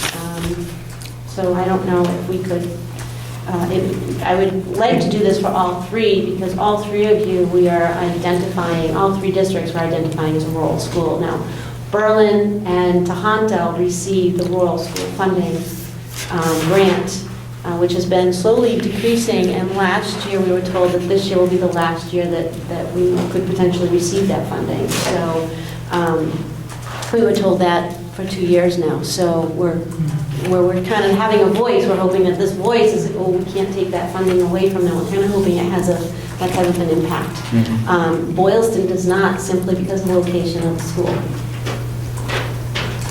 So, believe it or not, it's too close to 290. Right, Paul?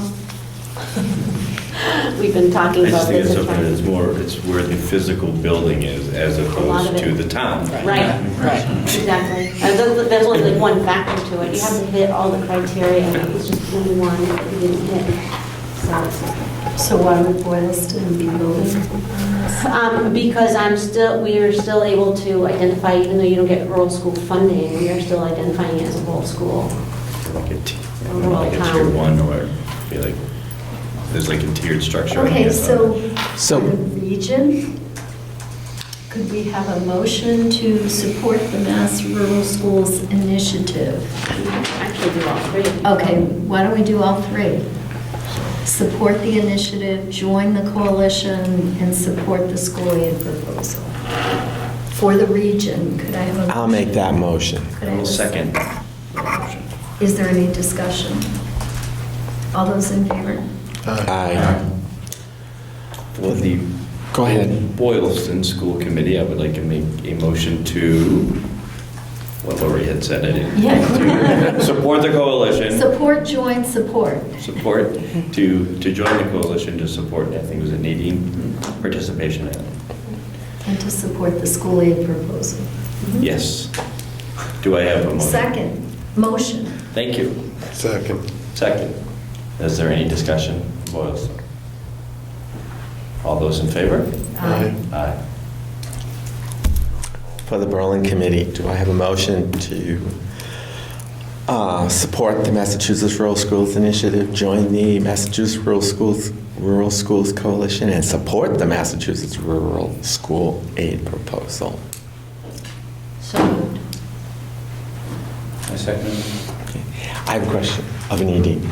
So this group, when I was at MASC, I attended their workshop, and they were a diverse group. It wasn't only superintendents who were there. There were school committee members. There was a select person. I don't remember, but it was a diverse group. The question is, you're hosting these. Is there any benefit to having one of us in attendance? There's always a benefit when we can have FinCom, selectmen, and to have school committee members attend, because the more that you hear where our struggles are, where our concerns are, the more knowledgeable you are, and you might have other resources that you could help in supporting this initiative, this coalition. Okay, great. If there's no further discussion, all those in favor say aye. Aye. I said aye. Thank you very much. So formal tonight. Okay, this is not quite how I envisioned this, that we would be starting this conversation at 5 of 9. We also do have a need for executive session this evening. So I'm going to make the suggestion that we limit this discussion tonight for 35 minutes till 9:30, and that we, if necessary, and I assume it would be, that we'll continue it at the January meeting. I think when we started, the agenda wasn't quite so fat, and we thought we'd have a good chunk of time to do this. but I want to be respectful of people's time, and I also want to be respectful of the importance of the discussion and not artificially race through something that is so critical. So I'd like to start, you have a packet, and I want to acknowledge that Angela, who always has terrific ideas, and if this works, it was Angela's idea. If it doesn't, it was Angela's idea. That instead of starting where we always seem to start in these discussions about why is regionalization important, why do we want regionalization, to actually start with why don't we want regionalization? What are the barriers? What are the drawbacks? What are the problems that we might anticipate? And what kind of fears do we think people have about the idea of becoming fully regionalized? So,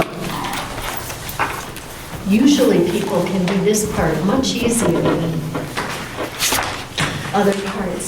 So are you suggesting what are our concerns, or what do we think our constituents' concerns are? I think both. The cost. I think it's a very different perspective. We've been talking about this. We have a lot of data. We've done some studies, and so I think our concerns would be very different than someone who hasn't really been involved in all that and is either working off their perceptions or what they've heard on the soccer field or what they've heard at town hall or what have you. So I'm kind of thinking that question might want to be separated out. So let's start with your concerns. Okay. It doesn't have to be me, by the way. So I'll say mine. Okay. So my initial concern, so I kind of coming into this with, straight ahead wanted this to happen more than anything, and I still sort of in my heart had that feeling. And then we've done a couple studies, and the first response was it's going to cost more money, right, from our side, from the Boylston side, selfishly. That's my initial fear. So bringing that into VidCom, bringing that into the townsfolk to say, there's this really, really important initiative to bring our 2 schools or 3 schools into a singular region. There's educational benefits, there's morale and retention benefits. We're not doing those right now. But I'm saying these are all the things that the end of the day it's a cost, right? If it's going to cost more money. And just to remind or refresh on that topic, the net result was, as a system, there was a small savings. Yep. The impact, based on the feasibility study, the impact to Boylston was less advantageous in terms of cost than it was to Berlin. Correct. So. Yeah, so I think that's going to be the one hurdle, and from my perspective, is going to be hard to overcome. Now, I think that there's enough, we're not going to talk about them, but positives that are going to impact them. You can't even do it, can you? You can't stay in the negative zone. I don't like being there. I know. I don't like being there. So, Okay.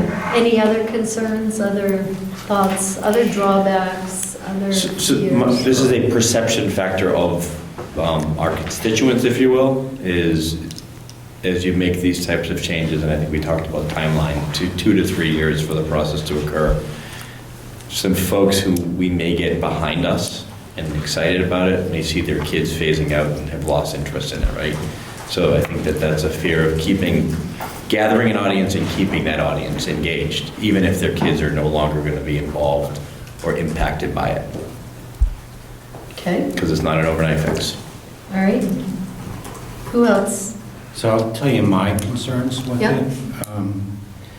I see a lack of a burning platform of why I think that this is important to do with a prize. Like, what is the real benefit we're going after? I struggle with that. I struggle with the concept of loss of local control for Berlin.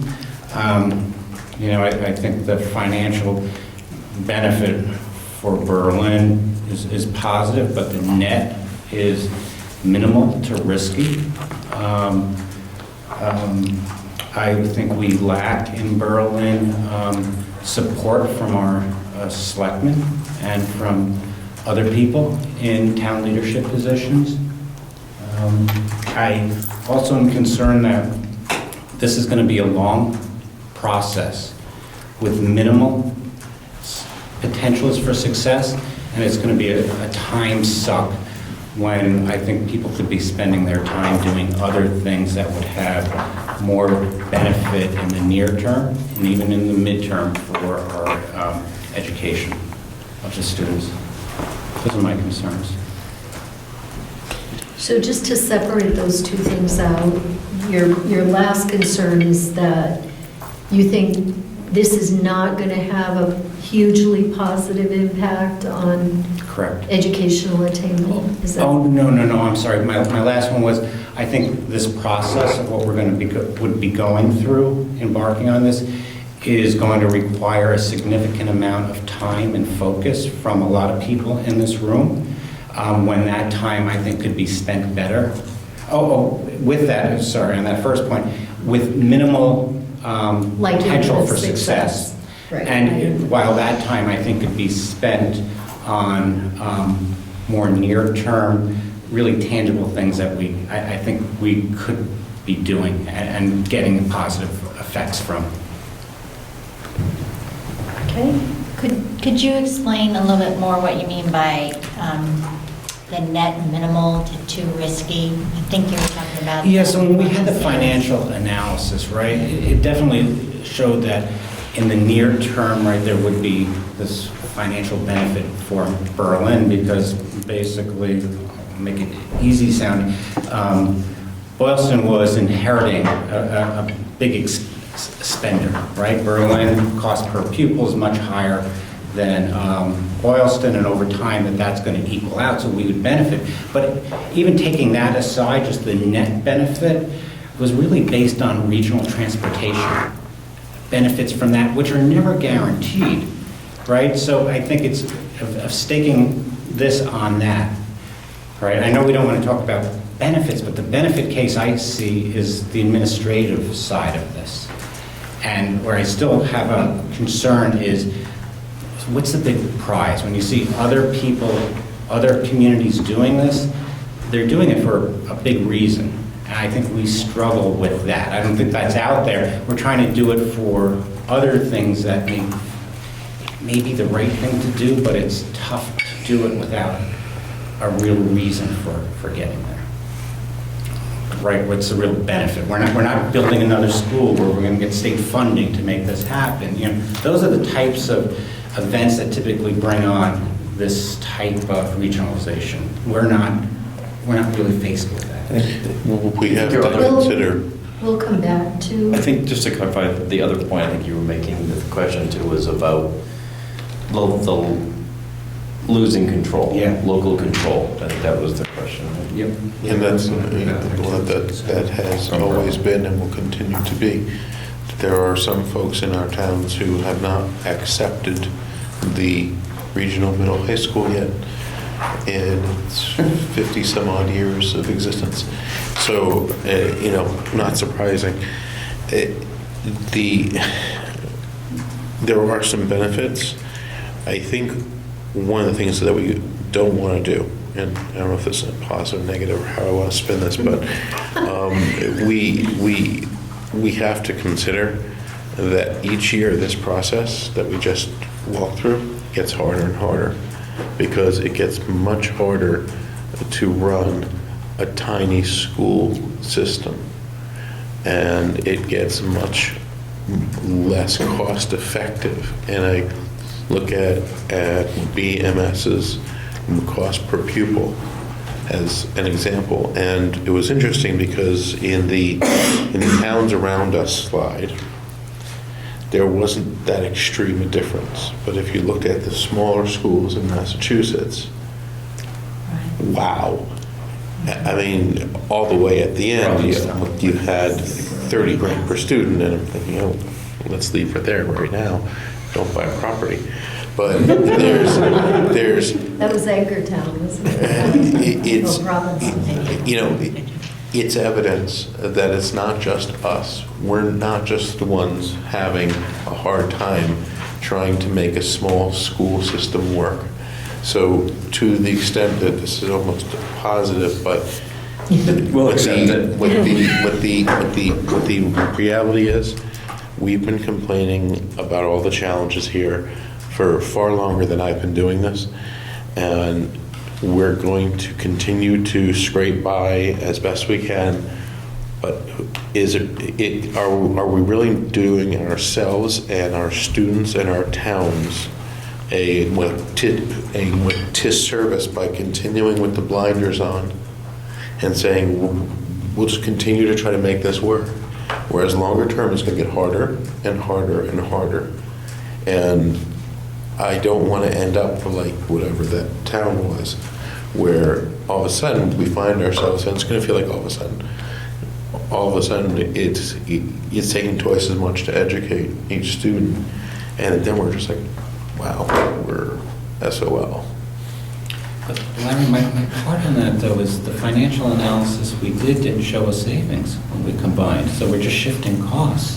I would argue. That's why I still scratch my head. I do understand what you're saying, and there's a lot of assumptions baked into that, a lot of which I question, but the bigger thing that comes to mind is a lot of the other towns that have talked about doing this have been talking about adding to their region.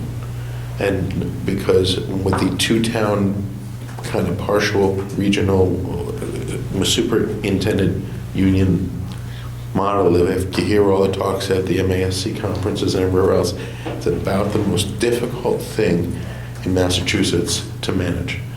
It's the most challenging arrangement. You hear it over and over again from a lot of different people, and if you talk to people, and this was an eye-opening experience when I first started attending there, it's great when you say, I'm from like Berlin, Boylston, and they say, oh.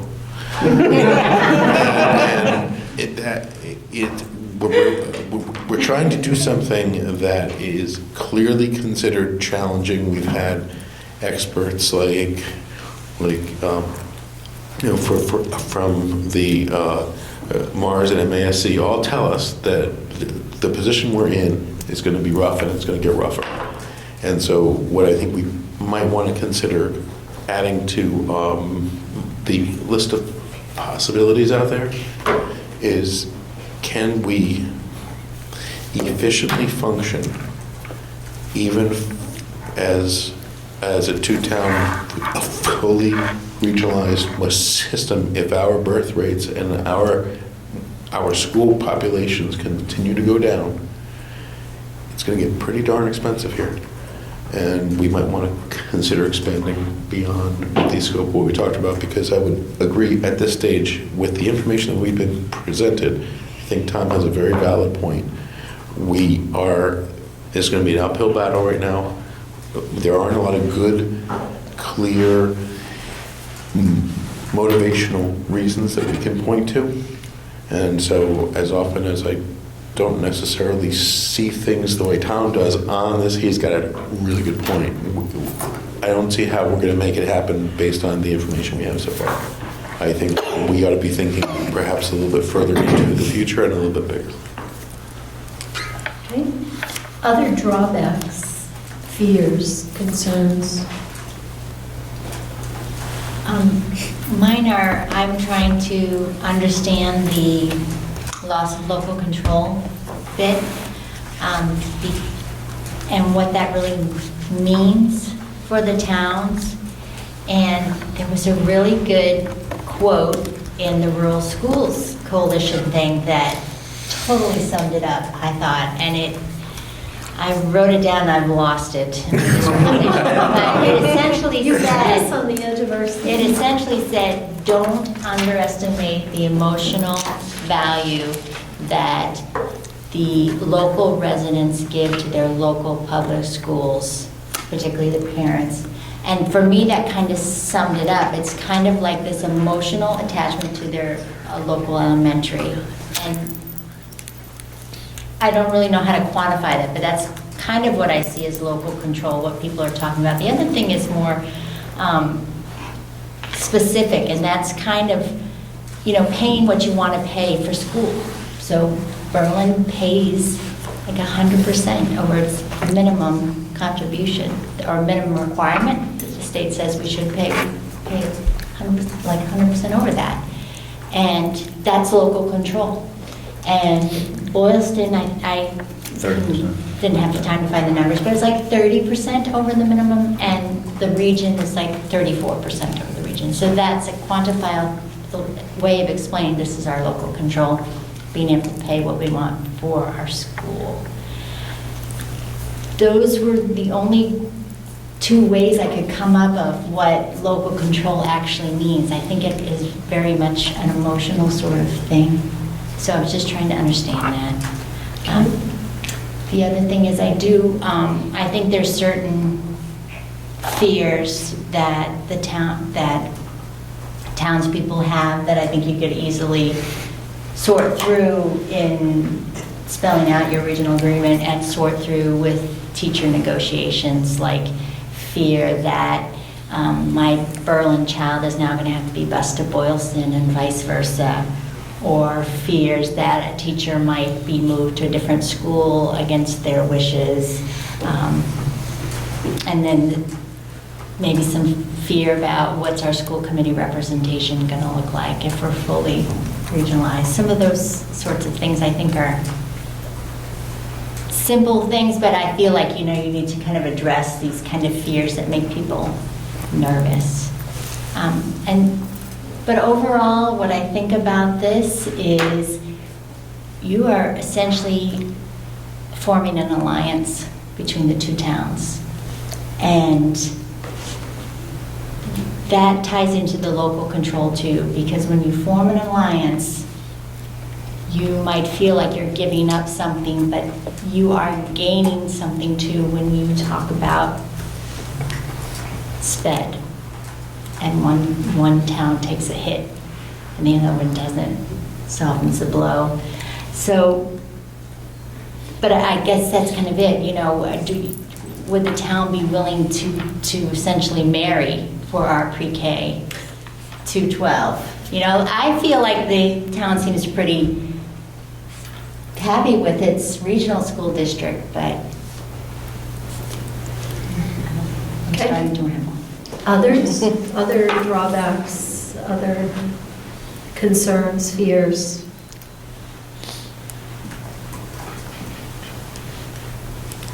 But just to add on something that Angela just mentioned, I think it also depends on who you're talking to. Like in the towns, if you talk to parents, if you talk to people who are more knowledgeable of some of the challenges that have occurred, it was quite telling about a year or two ago when Dave Butler wrote an email to everyone basically saying the time for having our current arrangement has passed. But he's very well informed. He is really understanding of the town's needs and the finances, and he's not putting any of the emotional stock into it.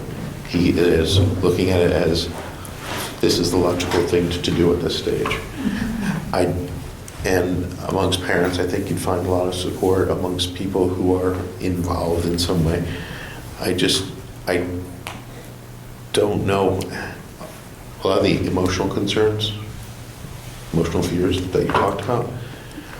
We have enough people that you talk to who aren't necessarily closely involved with the schools, but still are townspeople and still vote, and still pay taxes, who, again, have not embraced what we already do have. And there still seems to be a lot of concern, and when we talk about being half married, as we are now, and the idea even of that notion of being half married as opposed to not be married at all.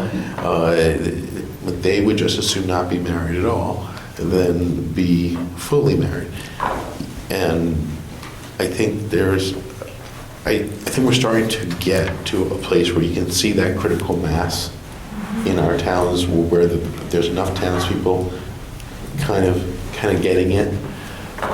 But I'm concerned that we're not quite there, and the direction that we've been seeing amongst some of the people in our town governments, I don't think has been overly encouraging towards a movement towards that next generation of thinking.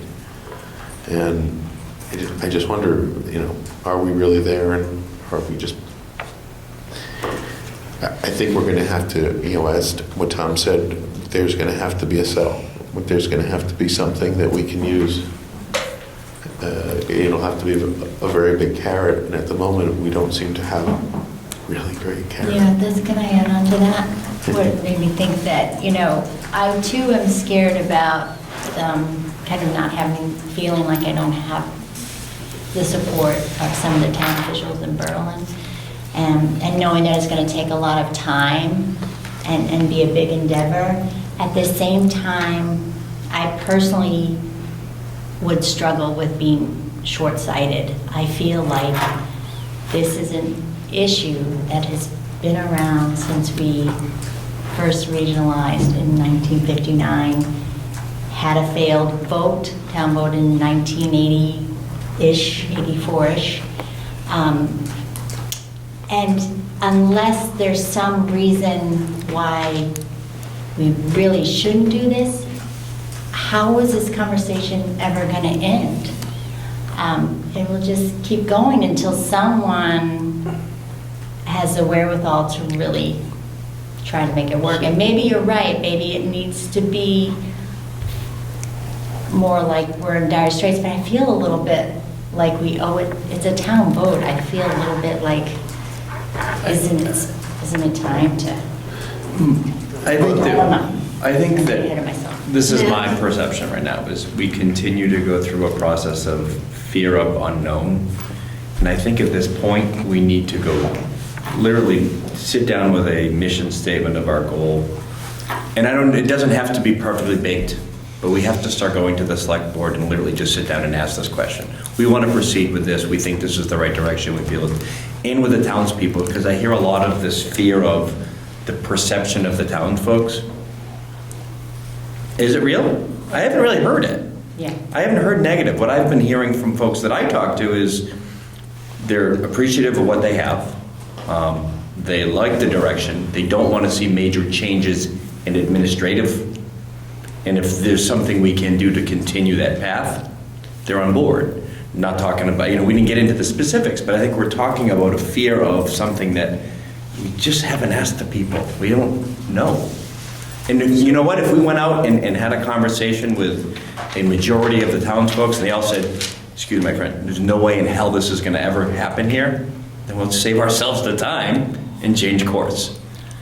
Because it's just taken, and again, I've only been involved for a year and a half, or coming on 2 years. We're still in that stall position. The audience too? Yes. Okay. Could I ask if anybody in the audience wanted to add to the discussion, trying to limit it to drawbacks, concerns, fears? I see everybody's points. I agree. I think first and foremost, I would love to see things easier on our central office staff. I would love to see more retention there. I will say, though, that I agree a lot with what Tom had to say and with what Angela had to say. It's going to be a really hard sell in Berlin, a really hard sell. You've got people who, the people you need to convince are the people that aren't here and aren't paying attention and trying to get the facts. They have a preconceived notion in their head of what the answer is, and it's going to be really tough to convince them. You really do. You need that carrot. You need that prize. In addition, I know in Berlin, besides the costs of saving or costing more with regionalization on a school level, we've got a lot of other issues on town levels that is going to affect us as well, particularly retirement benefits. There's a lot of people in our town that are very jaded at the idea that some of our elementary school teachers may start receiving those benefits, and they would not. So I think that it's going to be very tough in Berlin. I think also that the parents, and there's people that in their head might also think it's a good idea, but those are the same parents that we're having a real tough time getting to town meeting to vote. Right? Yeah, I would agree with most of that. I think there's fears of that the town would feel it was their responsibility that everyone would have the same benefits that the teachers would get. So that would be a huge impact on Berlin's budget. Another thing is, I think there's a fear, what if all the kids end up in one school and it's going to be over at BES? That's a long way for a kindergartner in the morning or a first grader. Or that one kid might be there and one kid might be here. I think that, I've heard that from a lot of parents. Getting out the facts is really important, especially things that you can put in a contractual agreement, especially some of the things that Angela touched on. That would be huge. I mean, so this is the citizen hat on. I married into somebody who's lived in Boylston their whole life. I haven't been here, so I don't have all the perspective on it. So when I come in, probably with a logical hat and not all the history, it just seems like the craziest setup on the face of the earth. And so we're 70, we're 60 some odd % married, to use this analogy we've been talking about. And why aren't we going all the direction? And we're already two small towns, and we should be able to figure out how to make these things work. Luckily, I don't know what the longest distance anybody can have to go is, X miles. So, that's the logical part of me, not discounting all the history and all of the emotion and all of that. But the current situation just feels so untenable from an organizational and practical perspective. So. Thank you.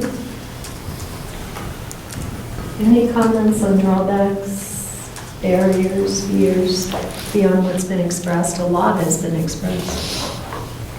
I have one I'm going to add, and that is a concern about our political climate, and I mean global political climate, that facts don't mean facts anymore, and that people seem to feel like it's okay to get info from a lot of different sources, some of which may be reliable, some of which may not. And people seem deeply entrenched in polarizing positions.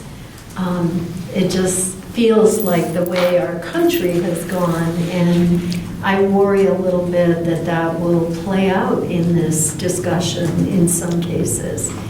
And that people, I think, two things happen. One is that people quote things or say things that may not have a basis in fact, but also they're much more skeptical when you present fact. That is that real, or if I go to this other source, it says something different. So that's an additional concern. Okay, we have 5 minutes left in our discussion. Can we be positive now? Let's do that, because we don't want to end on this stuff. Although I will tell you from my own personal perspective, I thought this was really helpful. I really appreciated hearing all of this. And I think it's very important that we're realistic and aware and have all of this in mind as we're, moving or not moving. So I just want to say I appreciate all of your candidness, and I agree with every one of you with all of your perspectives. I mean, this is not an easy decision. It's not. And I think we have to decide as a school committee is, are you going to decide to do something at the next step and later on decide what that next step is? Or are you just going to put this topic to rest? I think that's a difficult decision. There's a lot on your shoulders for the schools. But I think you can see with the presentations tonight, I think Larry made some good points, all of you did. And just to answer your question, Angela, too, about local control, what does that mean? A lot of that had a lot more meaning before ed reform. After ed reform, that local control perception was there, but it was only just a perception at that point that it was going to change. So, and I think Steve Hemming, Dr. Hemming, when he came and presented, he actually had addressed that with the committee at that time. That control is only what you make it upon your regional agreement and how you see that fit and to be appropriate for you and the towns. So, and that decision is made when you make that agreement with all stakeholders, including FinCom and selectmen and townspeople. So, And you're actually reminding me of another sort of global concern, which is in our emerging political climate, we have a governor who is hugely in favor of charter schools. We have a president who's very interested in privatization of education and getting rid of Common Core and a lot of those kinds of things. If I were to add another sort of vague feeling of being unsettled around this, it would also be, what are the threats on the horizon to our respective districts? If charter schools, if there are many more charter schools opening, thankfully the vote went the way we would like to see it go this year in Massachusetts. But as there are more moves towards privatization of education, where does that leave public school districts like ours? Are we stronger together? So maybe that's a bridging one. It's a concern that maybe supports the idea that maybe we need to be looking to do something together. Looking at other states, Massachusetts is quite unique for many, many reasons, and some actually really good.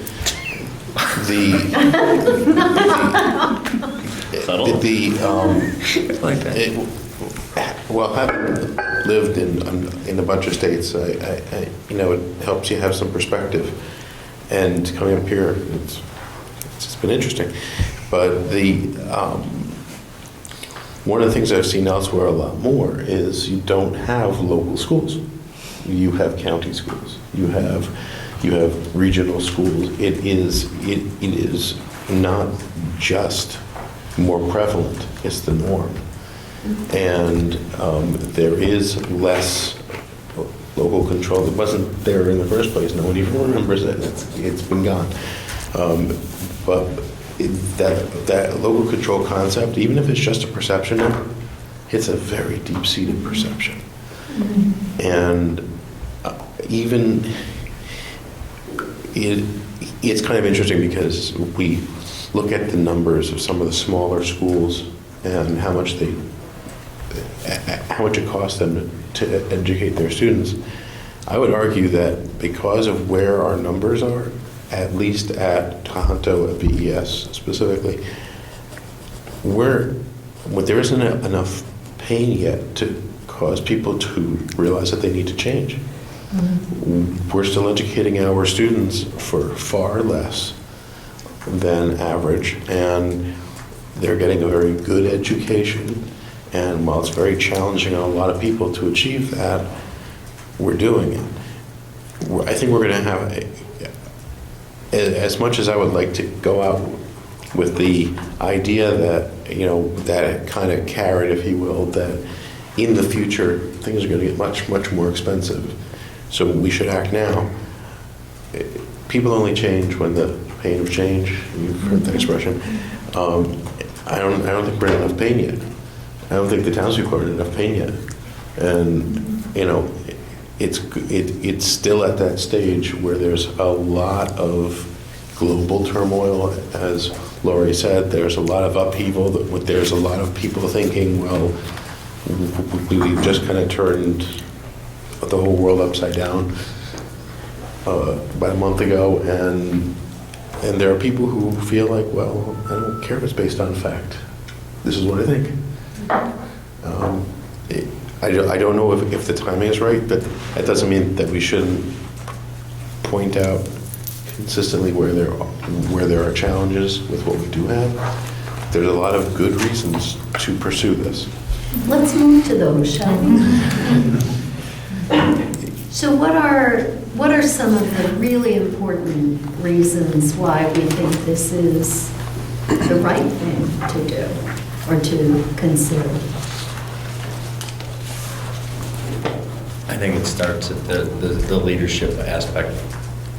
I think that we're fortunate to have a very strong leadership team, and I think that as we continue to allow the difficulties and challenges in managing what many have perceived as one of the hardest district structure setups, illogical, the retention is it's not going to stay the way it is. And I think that what that does is then it sets you back 2 or 3 years. So what is the net effect of that? Education, to me, will start to decline year over year. We're in a great place right now. We have awesome people. Our scores are doing very well. This is just a general positive sense. And again, I'm sure there's pockets. There are kids that are challenging, and then there's situations, but by far, it didn't happen overnight either. It happened over 3 to 5 years, right? We've continued on a really, really strong growth pattern. It's not by accident. So I think that we see leadership change occur. Eventually, again, it doesn't happen overnight also. Your education scores will start to go down, and you'll find yourself and you're creating more pain, right? There isn't a ton of pain right now. I think that's when, at times, it is optimal to change, is when there isn't the pain. Absolutely. That's when you make the change. That's when you become strategic and you start thinking to the future and saying, we are in a really great and stable place. Before someone takes our legs out, let's make a move. That's how I feel. I have a couple thoughts that It's really build forward on thinking. It's good. I don't know that everyone does that.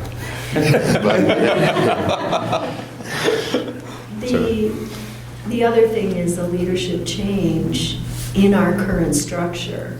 We're not very attractive because of the nature of our arrangement. The weirdness of it is a barrier for us to recruit a high-quality superintendent. Well, and educators alike, though, too. Thank you. If we're losing a classroom per year in Boylston with great educators, that we're seeing a slight increase in enrollment at Berlin Memorial, those resources could stay within our system, with our district, and start becoming consistent with both buildings and both folks. Like that, to me, I've said it before, is I want our district to be a place where educators want to come. They want to look at this as a beacon and say, they're doing amazing things in these schools. How do I find my way to work there? How do I find an opportunity? Whenever there's an opening, I'm going to be the first to apply. And I know that that's a glorified view of it, but that to me is the ultimate goal of what we want to provide, because the net is better for our kids. The other aspect of leadership that I feel like we have right now is we have a school committee that thinks like one. Do you know what I mean? Like you don't hear so much of it's Berlin versus Boylston, or, I mean, sometimes we vote during each other's motions. We?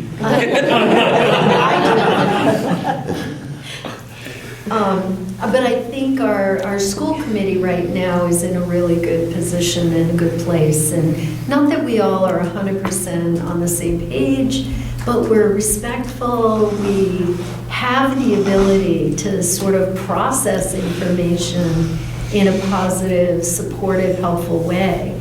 And that's, I think, an important baseline need we would have to be able to go out and communicate with our respective publics. So, other positives. Yes, so as I would add to that, I see the regionalization as a very logical district design, right? What we're doing today is illogical when you think about it.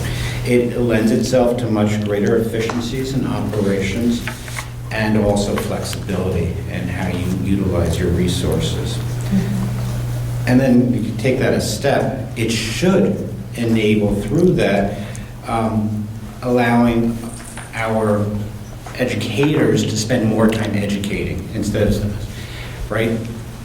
Those are the positives of it Yep. Those are pretty good. that I see. positives. I don't know.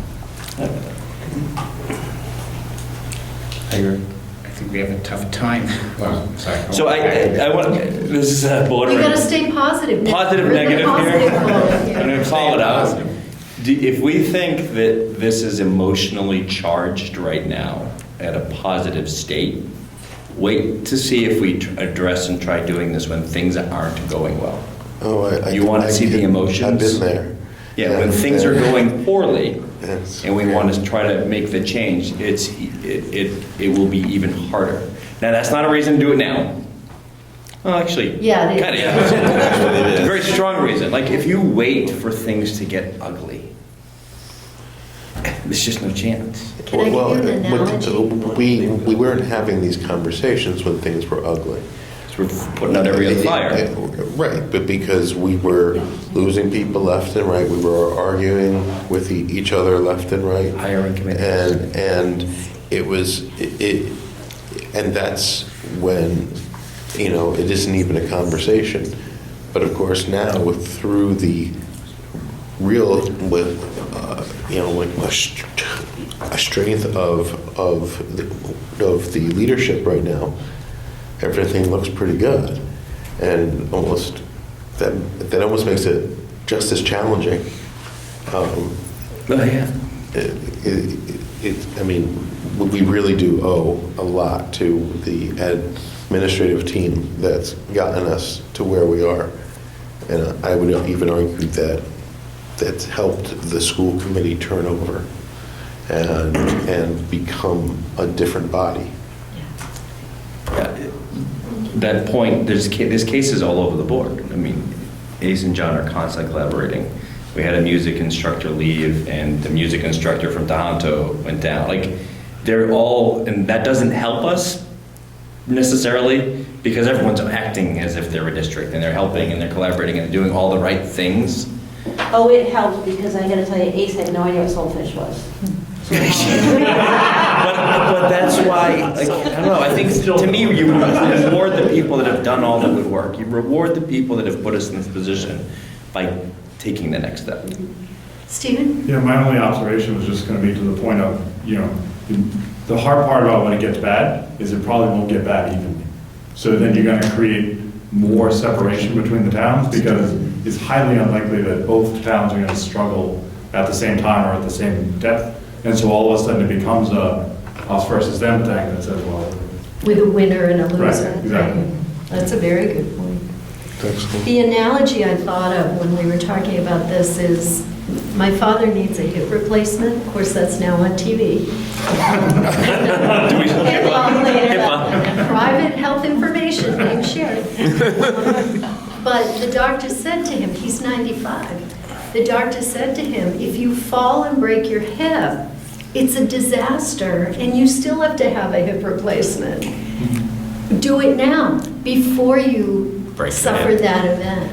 And that's a little bit of the analogy here, is that do we do it before we have all that pain that might make it easier to do, but might make it much more painful? So, other positives. And we're going to stop at 1:15. So you got to be really efficient with your positives, please. We've done the positives a number of times. Lori, Yeah. kind of, maybe I'm taking it off track a little bit, but I thought it was really good that you captured here moving to next steps, right?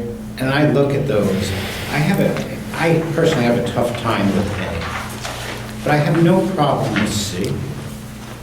I think I keep coming to saying, is this a recommended thing that I really can get behind? I really struggle with that. And that's probably why I'm the one person that voted last time we actually had a vote like that. I said, no, I didn't feel that. But I don't think we need to be there to have an exploratory, to engage more people in the conversation instead of just us continually batting it around. Maybe it's time to go to the exploratory side without us fully being, there, because we need more information. Like we've all said, we need to engage more people in this conversation to see. We can wait forever building the perfect case and never get off the ground, instead of And you know getting what? folks involved in the discussion. This gets to Angela's idea. She was reading the book, Thanks for Feedback, and, you know, it was talking about instead of starting with all the positive reasons why you should do something, which does become sometimes a sales job, where people feel resistance because you're trying to convince me of something. We're not trying to convince people. We're trying to use our best efforts to come together and figure this out together, right? We have a sense that this is the right thing, that moving in some different direction is needed, right, Larry? How far that goes, maybe that's a conversation. But Tom, I think you may be very accurate in your assessment that maybe what's really needed next is we start the structure of an exploratory group that includes finance and select boards. And we don't go into it saying, this is what we want, this is what we've decided. We go in with, here's all the information we've been gathering, here's the environment, here's what's happening out there that makes us very worried. Here's what's happening in our schools. Look what's happening to our enrollment in BES and our budget constraints. And that we come together collectively to figure this out. Is this, you know, what are the options moving forward, and is full regionalization a viable option? Yeah, and I'm kind of curious too, like, I feel like we might have this misconception of what the public is feeling. And I'm just curious, is most of the, I forgot your name, I'm sorry. Is most of the public like Stephen, that is kind of like, Stephen's going, But we know that most people aren't logical. and I do think it's important to know.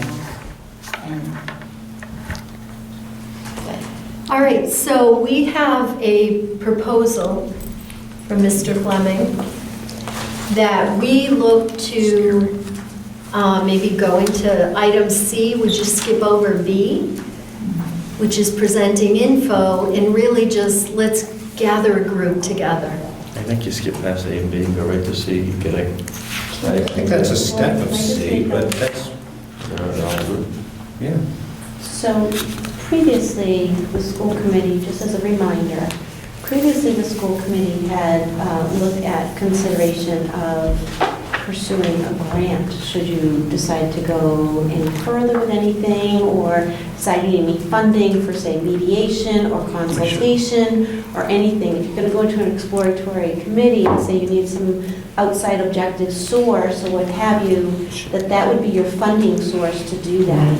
So if you decide that that's what you want to do and you need that funding, part of that requirement for the grant that I know Carol would have to write for you, part of that would require you to go to the selectmen and the FinCom and to get support for the exploratory committee.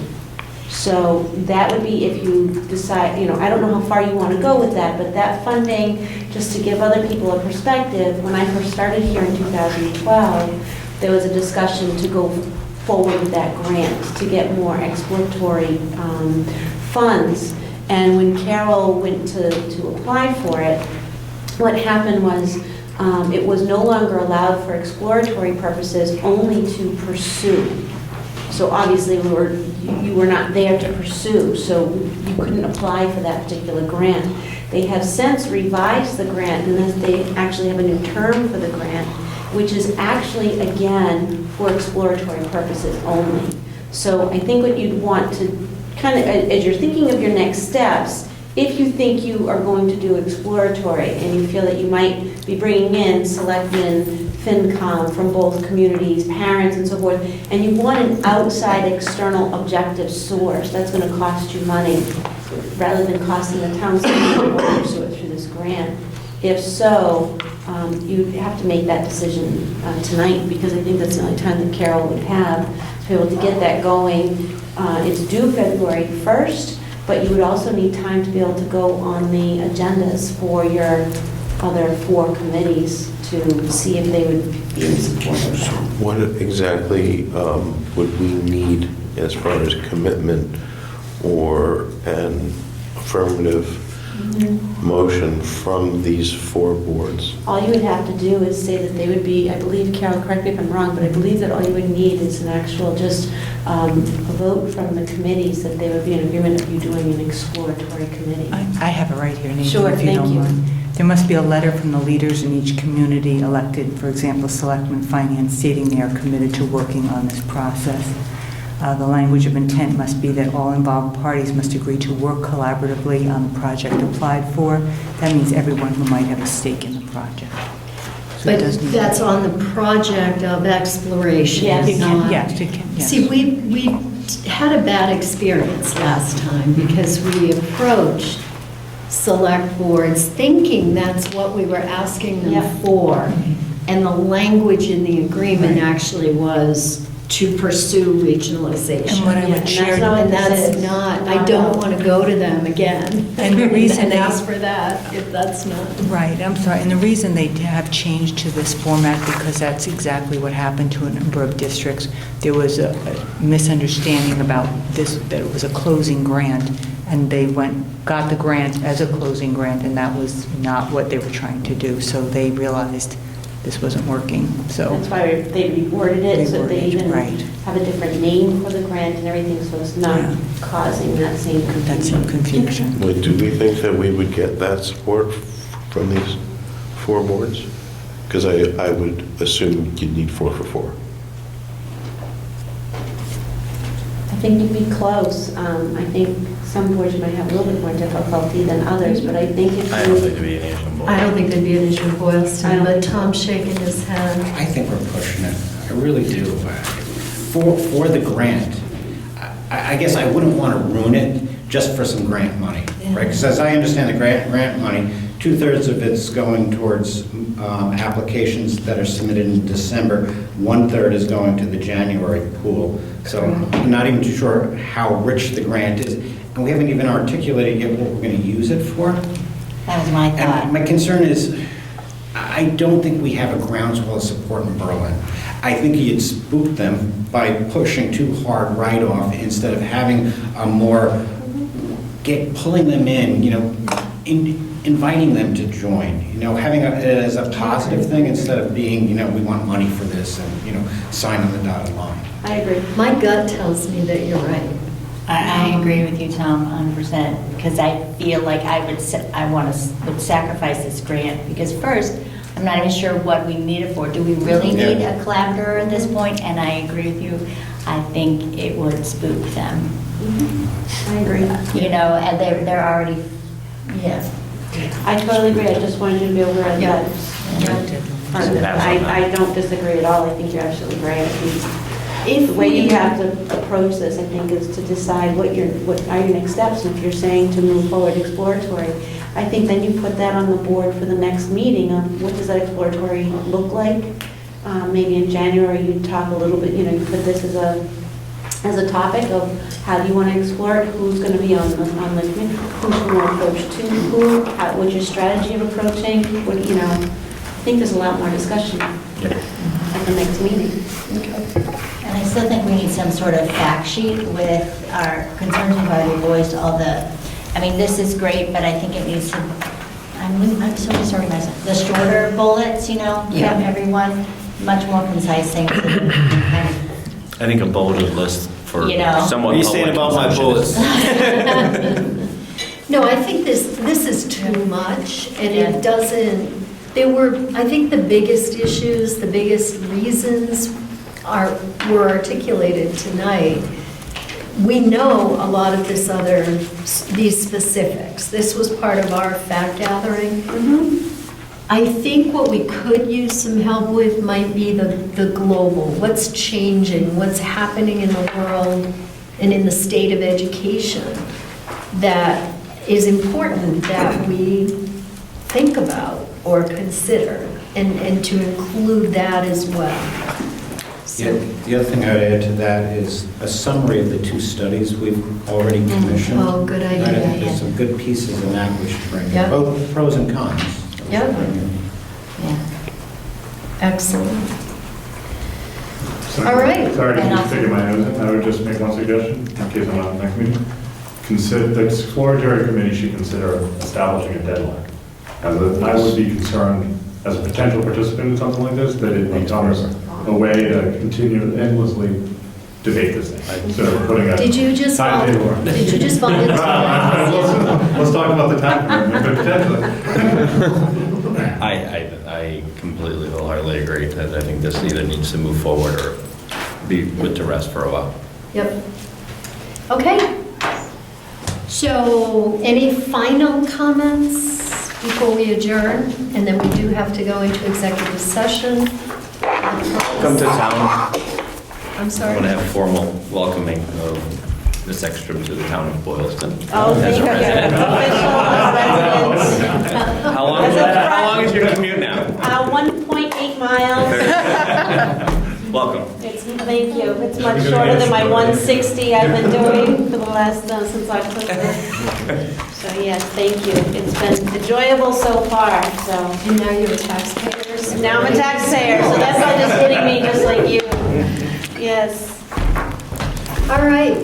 If there are no final comments, I did want to add something to a future agenda, but I'll worry about it another time. Show a motion to adjourn. So moved. You had. I'm sorry. We do need to conduct contract negotiations with non-union personnel in an executive session. We do not anticipate opening. Typically you open up right after, but we'll do it at the next meeting if you prefer.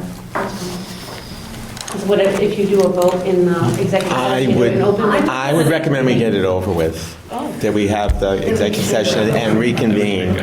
okay. Yeah. All right, so we intend to reconvene. We can always, if we don't feel ready for that at the end of the meeting, we can change that. Quickly. Okay, so motion to adjourn to executive session With opening. with opening again. Roll call, please. Tom, oh, sorry. Go ahead, Angela. Aye. Aye. Aye.